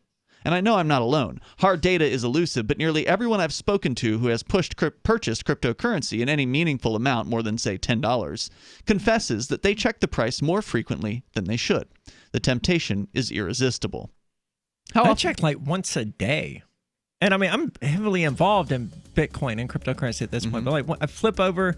I have a widget on my phone that tells me the price. I just flip over, I see what it is, and I go, okay, that's where we're starting at. It's there on my home screen, so I see it fairly often. But it's not like you're actively checking it. Well, I guess maybe you are. It's just there. It's just there. Yeah, so you got to put something that's useful. Yeah, I don't like think about checking the price during the day, but I see it often enough. Are you addicted to crypto? Do you want to be? 855-450-FREE. News from news.bitcoin.com. A 1 million ounce gold find in Russia raises questions if Bitcoin is more rare than gold. The Bitcoin market is expected to be volatile until the end of the year. Study shows that half of U.S. investors interested in adding Bitcoin to their portfolio. Bitcoin.com is your source for getting started with cryptocurrencies, getting a wallet, buying Bitcoin Cash, mining, and all the latest cryptocurrency news at news.bitcoin.com. What if the United States and the Soviet Union had fought on land, sea, air, and the astral plane, struggled for dominion across parallel dimensions or on the surface of the moon? What wonders would have been unveiled? What terrors would have haunted mankind from those dark and dismal dimensions? Come closer, peer through a glass darkly, and discover the horrifying alternative visions of World War III from some of today's greatest minds in science fiction, fantasy, and horror. Weird World War III. Available now from Baen Books at baenbooks.com. Why did you move to the Shire? I moved here to the Shire because there's other people around who take liberty just as seriously as I do. I moved to the Shire because I saw videos of people challenging authority and thought that I could get support myself. It called to me, like, do this, right now. I wanted to be around people like me who got it, and once I got here, I knew there was nowhere else that I wanted to be. I've always wanted to change the world, so I moved to the Shire to join people who were actually working towards doing the same thing. The people here are awesome, loving, and positive. It was for the adventure and for the feeling of something important is happening here, and I just wanted to come to sort of be part of that. Visit ShireSociety.com to read and sign the Shire Society Declaration and learn the reasons why, if you love liberty, you should immigrate to the Shire. Plus, connect with others via the forum at ShireSociety.com. That's ShireSociety.com. There are basically two types of advertising: direct response and branding. Radio's great for direct response with its low cost to listener ratio, but audio can't be beat for branding, which is a longer-term endeavor. You want to be the first thing that someone thinks of when they think about your product or service. If you have a local business that you want kept top of mind in your community, call the station. If you need national reach, Free Talk Live's got around 200 radio stations, millions of monthly listening sessions, can suit all budgets, and if we don't think we're right for you, we'll tell you. Email me, mark@freetalklive.com. So you've heard all 3 hours of the latest episode of Free Talk Live, and you're still hungry for liberty-oriented audio content? Did you know that we have another 24/7 audio stream at LRN.FM? The Liberty Radio Network airs the latest episodes of some of the best liberty-oriented podcasts on the internet around the clock. In addition to recorded content, you'll also hear live shows like Free Talk Live, originating from our Keene, New Hampshire studio. So listen anytime at LRN.FM. That's LRN.FM.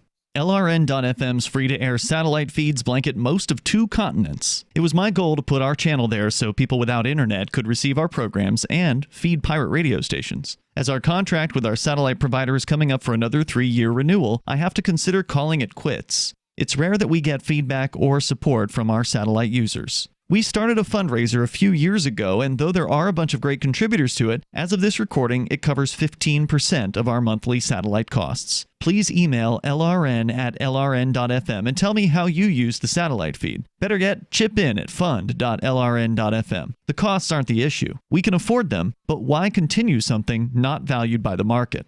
Want to help? You can join our satellite fundraiser for just $2 a month at fund.lrn.fm. If we raise enough to keep both channels on the air, awesome. If we raise more, I'll add more channels. If not, we can shut them down and go internet only. It's up to you. Thank you for your support. Fund.lrn.fm. Now you can follow LRN.FM on the decentralized Mastodon social media platform at toot.lrn.fm, toot.lrn.fm.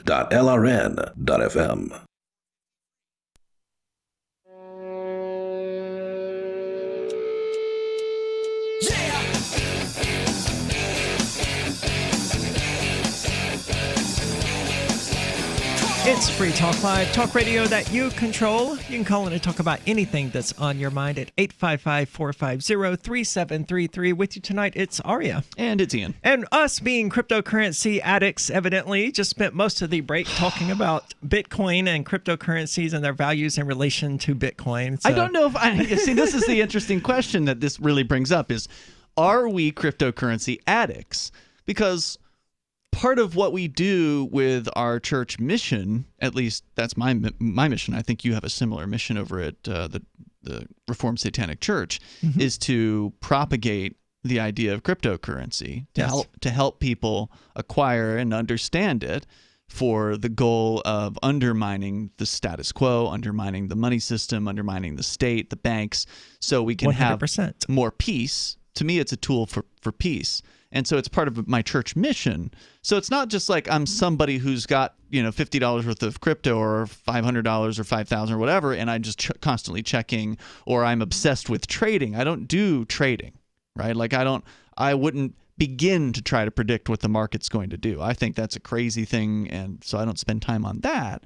But I run a couple of Bitcoin vending machines, and that requires my attention in certain ways. Like a guy bought some Monero 2 nights ago. I just re-enabled Monero at some of the Bitcoin vending machines, now cryptocurrency. I didn't know that any of them had Monero on offer. They had them, and then I took them down due to Kraken closing accounts and making life difficult on us. And I've just decided, at this point, that even though I can't automate the process because I don't have Kraken anymore, they banned me, they banned you, they banned my ex-girlfriend. Well, they banned the Reformed Satanic Church. Oh, okay. But the account is still there. I can still log into it. That is really weird. Can you still log into your church account? I don't think so. I haven't tried. I don't think so. One of these days, I'm going to get bored enough and just wire $100 to them to see what happens. But anyway, what happened was... But I still have my personal account there. So anyway, we haven't been able to re-automate the thing. So I have to go and manually repurchase the crypto that somebody buys from the machine. So it's more of a human process than I would like it to be, which means it takes my time. And so somebody bought some Monero, but it didn't get delivered to his wallet. So he contacted me the next day saying, hey, it's been X amount of hours and, I haven't seen this Monero yet. So we looked into it, and it turned out that the node that we had needed to be upgraded. So it had basically halted a couple of weeks ago. So I hadn't had Monero for sale for a while. Right. So he hadn't updated the thing or whatever. It got overlooked. And so we updated it, and then 3 in the morning or 2 in the morning yesterday, I'm helping this guy. I had to make things right with the customer. Of course. So it took me a significant amount of time. I wouldn't call that an addiction. That's work, right? No, yeah, I would agree that's work.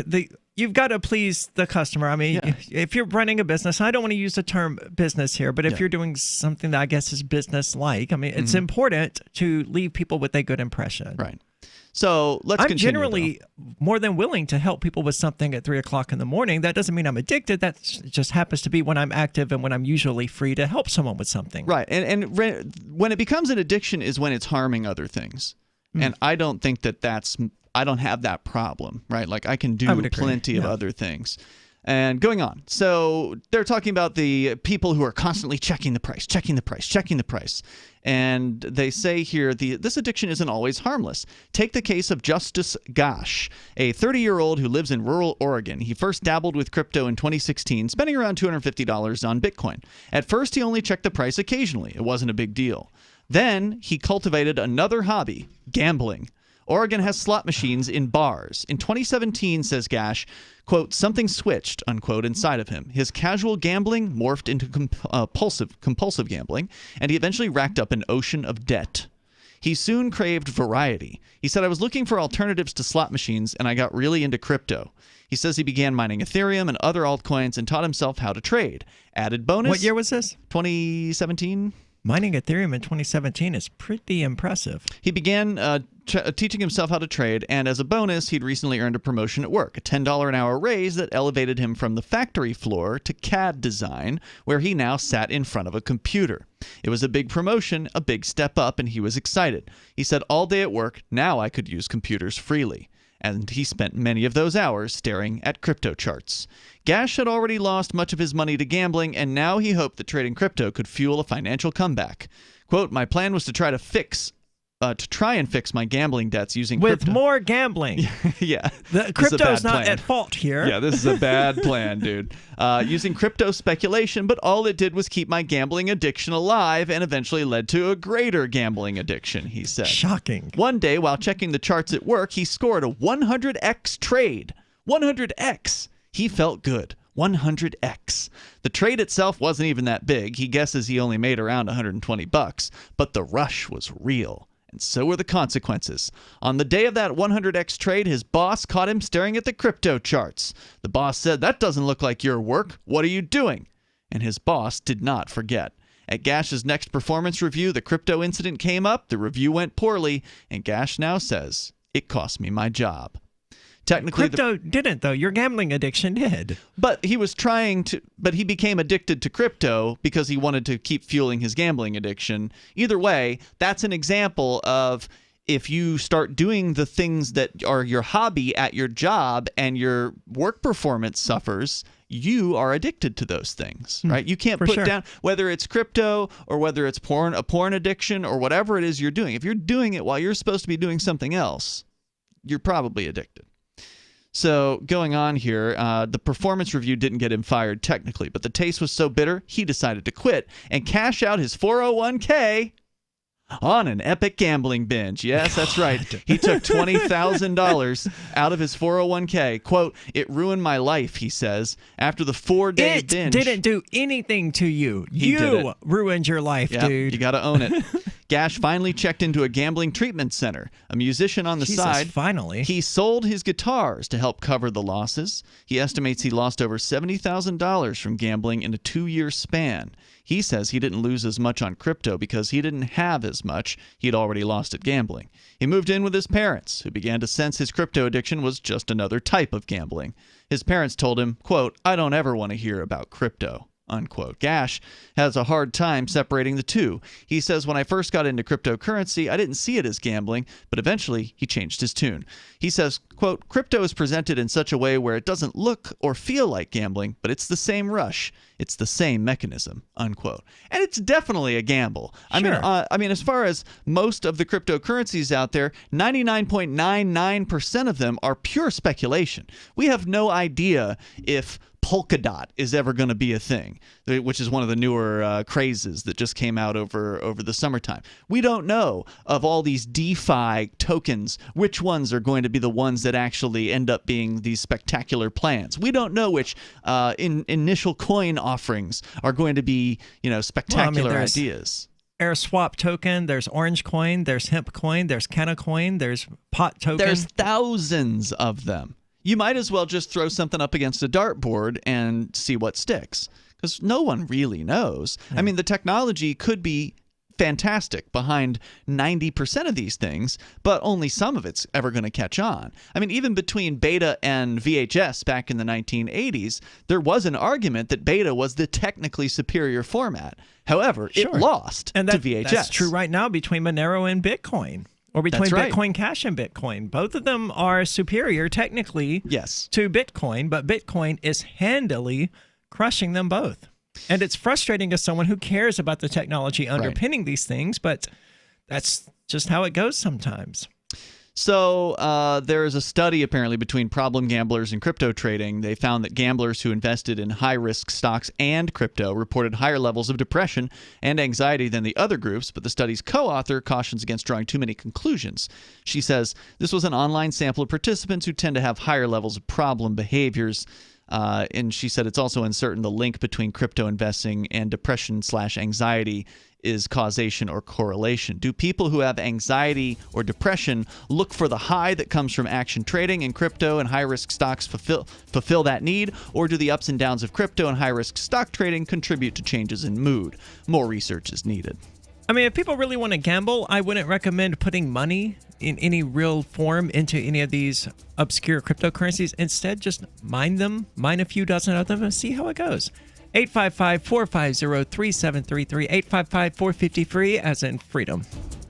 Jake was in big trouble with the IRS. He owed how much? $92,000. Ouch. The IRS left no room for Jake to breathe. They put a lien on my house, took all the money out of my bank account, took money out of my paychecks. So it was a nightmare. He needed help fast. I figured that all these companies were the same until I called Federal Tax Management. You could just tell they knew what they were talking about. Right then and there, I felt like I had some hope. Stop the liens, levies, and garnishments fast and qualify for one of several special IRS programs that could reduce or even eliminate your tax debt. So, how'd it go for Jake? They did what they said they would do. They came through for me. I ended up saving an unbelievable amount. I was so jazzed. I was extremely happy. If you owe more than $10,000 in back taxes, take Jake's advice. Give Federal Tax Management a phone call. If they help me, they can help anybody. Call the Federal Tax Management Hotline now. 800-503-8625. 800-503-8625. 800-503-8625.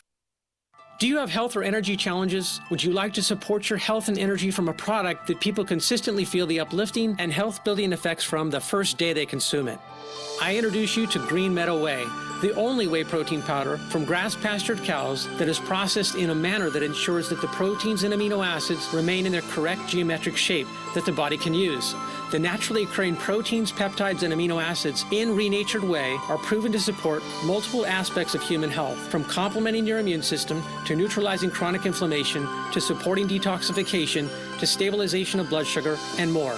Additionally, due to the Tesla-like frequencies encoded into Green Meadow Whey, it is a dramatic support for your energy and mood. And it is an excellent emergency preparedness food with well over a 5-year shelf life.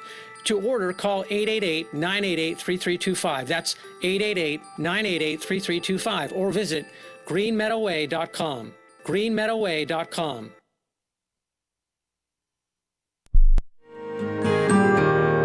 So the protection of life, liberty, and property is what the Free State Project is all about. But it's an effort to move 20,000 people who understand. It's about demonstrating to the entire country that, yeah, we can have a free market, a truly free market. Making it just a freer, great place to live.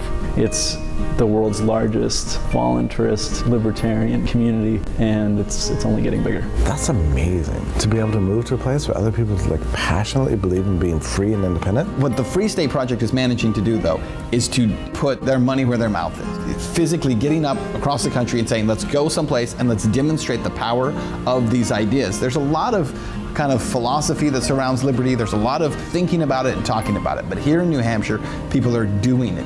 101 Reasons Liberty Lives in New Hampshire, a documentary by Free State Project Early Movers. Watch it free at 101reasonsfilm.com. 101reasonsfilm.com. If you want to know the latest about Free Talk Live before we go on the air, all you need to decide is how you want it delivered. It's your choice. Visit news.freetalklive.com to receive our usually weekly news updates by email. Plus, we have a Twitter account at twitter.freetalklive.com, and you can follow us on the decentralized Mastodon platform at toot.freetalklive.com. So please follow us at toot.freetalklive.com and sign up for our emails at news.freetalklive.com. Looking for a great real estate investment? Consider New Hampshire, which is ground zero for the Liberty Movement. Your first call should be to Mark Worden from Porcupine Real Estate. He's more than just a real estate agent. He's your New Hampshire concierge. Where are the best places to live? Do you want farm, city, the burbs, or forest? Do you want a duplex or multifamily building so that renters pay your mortgage? There are homes in all price ranges in New Hampshire, and Mark can help with financing too. Invest in liberty and property. Mark Worden can help. PorcupineRealEstate.com. This is the Liberty Radio Network, broadcasting the latest liberty-oriented audio content 24 hours a day at LRN.FM.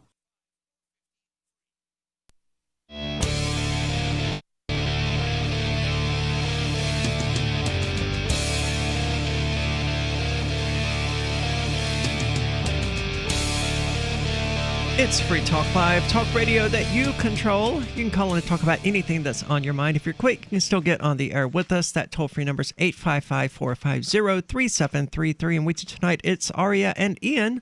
And I want to say thank you to Bradley Hunt, who is tonight's amplifier. This means he's a member of the AMP program. You can find more about it at amp.freetalklive.com. Basically, it means that Bradley is helping us get on more radio stations. He's helping us spread the ideas of liberty to more people. Contributing to the AMP program is the best way to help us do that because AMP stands for Advertise, Market, and Promote. All the money there is strictly used to advertise, market, and promote Free Talk Live. So if you like the show, if you like what we're doing, and you want to help us get on more radio stations, the AMP program is the best way to do it. Bradley, thank you so much. We hope you continue amping the show. amp.freetalklive.com. You can find out more about it there. You can even donate with cryptocurrency. Speaking of cryptocurrency, are you addicted? That's the topic at hand. It doesn't seem to be that Ian and I are addicted. I think there may have been a period when local.bitcoin.com first launched, and I was very active on it. I may have qualified as being addicted at some of those points because I would just every few minutes go back there to check my phone to respond to a trade. But I was getting. Yeah, but you're doing work. It is possible to be addicted to doing work. Well, I was doing work while at work. And this wasn't a problem, and I sort of bought my way out of it by paying for everyone's dinner each night because we always ordered dinner. I was like, oh, I'll just pay for it. I made $50 in the last hour. Sure, I'll put it on me. So no one ever took issue with it. So it didn't bug them. It didn't bother them that you were doing it because they benefited. Right. And so that was how I handled that. But I mean, it did detract from the work performance. It no longer does, but it did briefly then. But I was aware of that, and I took measures to counter it, and then I ultimately eliminated it at the earliest possible opportunity. But it was important during that period that happened because that's really what kickstarted all of it. If I hadn't been available at those times, I wouldn't have become as popular as a seller, and none of the other things that happened afterward would have happened. So, but would it have qualified as an addiction? I don't know. Maybe. If it wasn't harming you, then it wasn't a bad addiction. Yeah, it wasn't harming me. But a lot of these things do harm people. Now, they talked to a psychologist here. His name is Dr. Mark Griffiths. He's the professor of behavioral addiction at Nottingham Trent University, and they spoke with him about this at Coindesk.com. He has theories. He can see how, theoretically, cryptocurrency trading can fit into the addiction framework. He did say, though, that actual cryptocurrency addiction is not something he's explicitly studied, and to his knowledge, it's not something that anyone has rigorously studied. He says, I've looked and there's not one single case study of somebody who's been treated for cryptocurrency addiction. He says addictions are all about what we psychologists call reinforcements, and you might call rewards. You cannot be addicted to something unless you're constantly rewarded for it. You can't be addicted to something that only happens once a year, like St. Patrick's Day, and activities with higher event frequencies like a slot machine where you can play 12 times a minute can accelerate the problem. Since the price of crypto is constantly in flux. That's curious. I wonder how regularly you have to be rewarded in order for it to be an addiction, a possible addiction, in order for addiction to even be possible. Every click, I would say at least once a day, maybe. That makes sense. Because you get alcoholics, right? They drink every day. Every click of Blockfolio brings the chance of another reward. Click after click after click. Let's look at the mechanism a little closer. The potential for addiction happens in a chunk of the brain called the dopaminergic system, explains Dr. Veit Stuphorn, a neurologist or neuroscientist at Johns Hopkins University. He studies how the brain behaves when we gamble. Quote, there are something like 100,000 neurons in the bottom of your brain distributed over a number of different small nuclei. When they get active, they sort of spritz out a little bit of dopamine. The key concept here is there's a baseline level of dopamine and a baseline level of expectations. When something happens that's better than you expected, you get more dopamine. If what happens is worse than you expected, you get less dopamine. Variations to the baseline matter. What does this have to do with crypto? Well, Veet says that in gambling or in crypto trading, quote, there are a lot of instances where you get a little boost of dopamine because it's uncertain. There's always some mismatch between what you expect and what really happens. This is why you wouldn't become addicted to a fixed annuity that paid you a locked percentage every week, even if the return was lucrative. No one gets addicted to treasury bills. But if the value of that asset seems to forever yo-yo and has the power to make you rich or destroy you, and you can check it every second, maybe you will. Interesting. That very excellently put by this psychologist. You can experience this kind of price addiction, or maybe simply the itch, without dire consequences. Many traders feel it all the time. One crypto trader who has a day job at a prestigious, well-known financial institution, let's call him Brian, says the sheer returns of crypto... They couldn't name him because they would have fired him. Yeah. Make it hard to look away. Brian works with wealthy Fortune 500 executives all the time. He does this at his day job while he invests in crypto on the side. Quote, my $100 million clients are super happy if we can beat the market with a 15% year. They say, 15%? F yeah, you're the man. And when Brian hears this from the client, he thinks to himself, amused, in crypto, I made 10% today. Brian feels like he's in control of the itch. He says, I'm not a very addictive person, and I don't need that dopamine hit. I don't need that high or low. Brian doesn't do social media and says checking crypto is his version of that particular vice. Some people sit on the toilet and they check social media. I check the markets. For other people, if there's a break in the conversation, they check Instagram. I check the markets, he says. Perhaps checking crypto prices is simply anti-social media. How often exactly does Brian check the price of crypto? He pauses and thinks. During his workday, when Binance is open all the time, he says every 30 seconds. Holy crap, dude. And it's not entirely clear if he's joking. Then it's clear he's not. Quote, my job is to pay attention to the stock market all day long, he says. Literally all day, looking at markets, understanding why things are moving, and I'm also keeping track of the crypto world, unquote. Brian views crypto as a net positive in his life. It's bringing him a level of financial security that even his cushy finance job doesn't provide. Yet he does see a subtle downside to the itch. Before crypto, he used to pride himself on rarely checking his phone. He liked being present in conversations. Now that's tougher. He says it does hurt who I am as a person and who I want to be. It hurts my mindfulness and my ability to be in the moment. Is he addicted? Brian wouldn't use that word, instead calling it a compulsion to check the markets. It's definitely a fixation. Those are synonyms, by the way, that could very well mean addiction. He's for sure addicted and in denial about it, and that's tragic. But are we in denial about it? It's quite possible, man. I don't think so. Because we're not checking the markets every 30 seconds at any given point that's true. In our days. Do you feel that you have a crypto addiction? So back to the original guy, the guy that was like awake all the time and what we first talked about, SBF.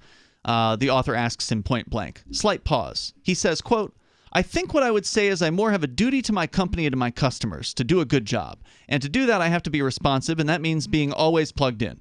Unquote. He does acknowledge this takes a toll on things like friendships, dating, and relationships because, quote, you don't have that much bandwidth, unquote. This is a He must be a lonely, lonely person. I bet.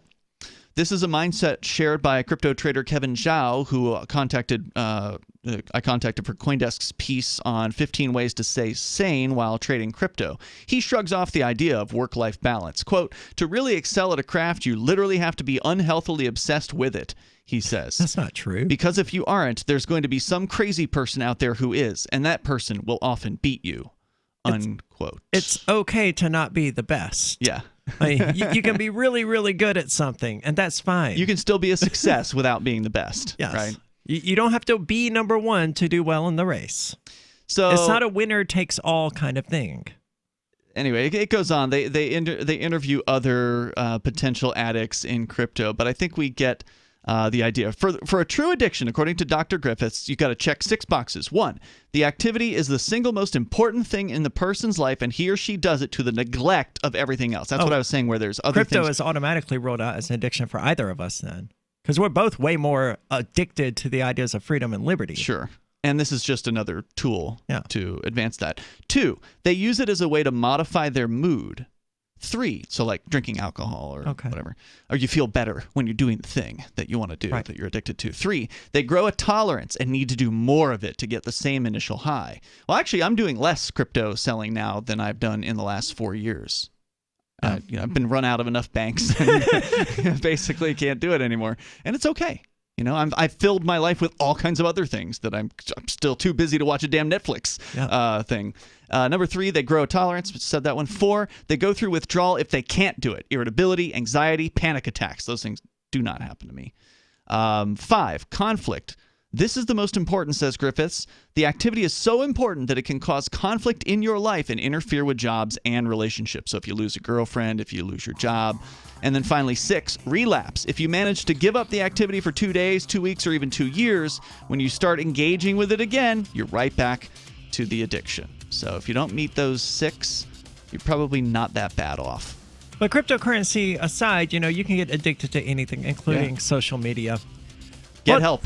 Absolutely. Get off. Thanks for listening. Head on over to amp.freetalklive.com if you want to contribute to the show, help us out, get on more radio stations. This has been Free Talk Live. Remember when you first heard about Bitcoin? How long did it take you to realize this little project would soon change the world? Do you kind of wish you had got involved sooner? Well, now is your chance to be a part of the next revolution in money. Intercoin is working to finally make crypto go mainstream. It's designed to be scalable enough to support everyday payments and even elections without the state. Bitcoin was originally supposed to be a peer-to-peer cash system, the way we would all pay one another without having to trust any third party. But instead, over time, it mostly became a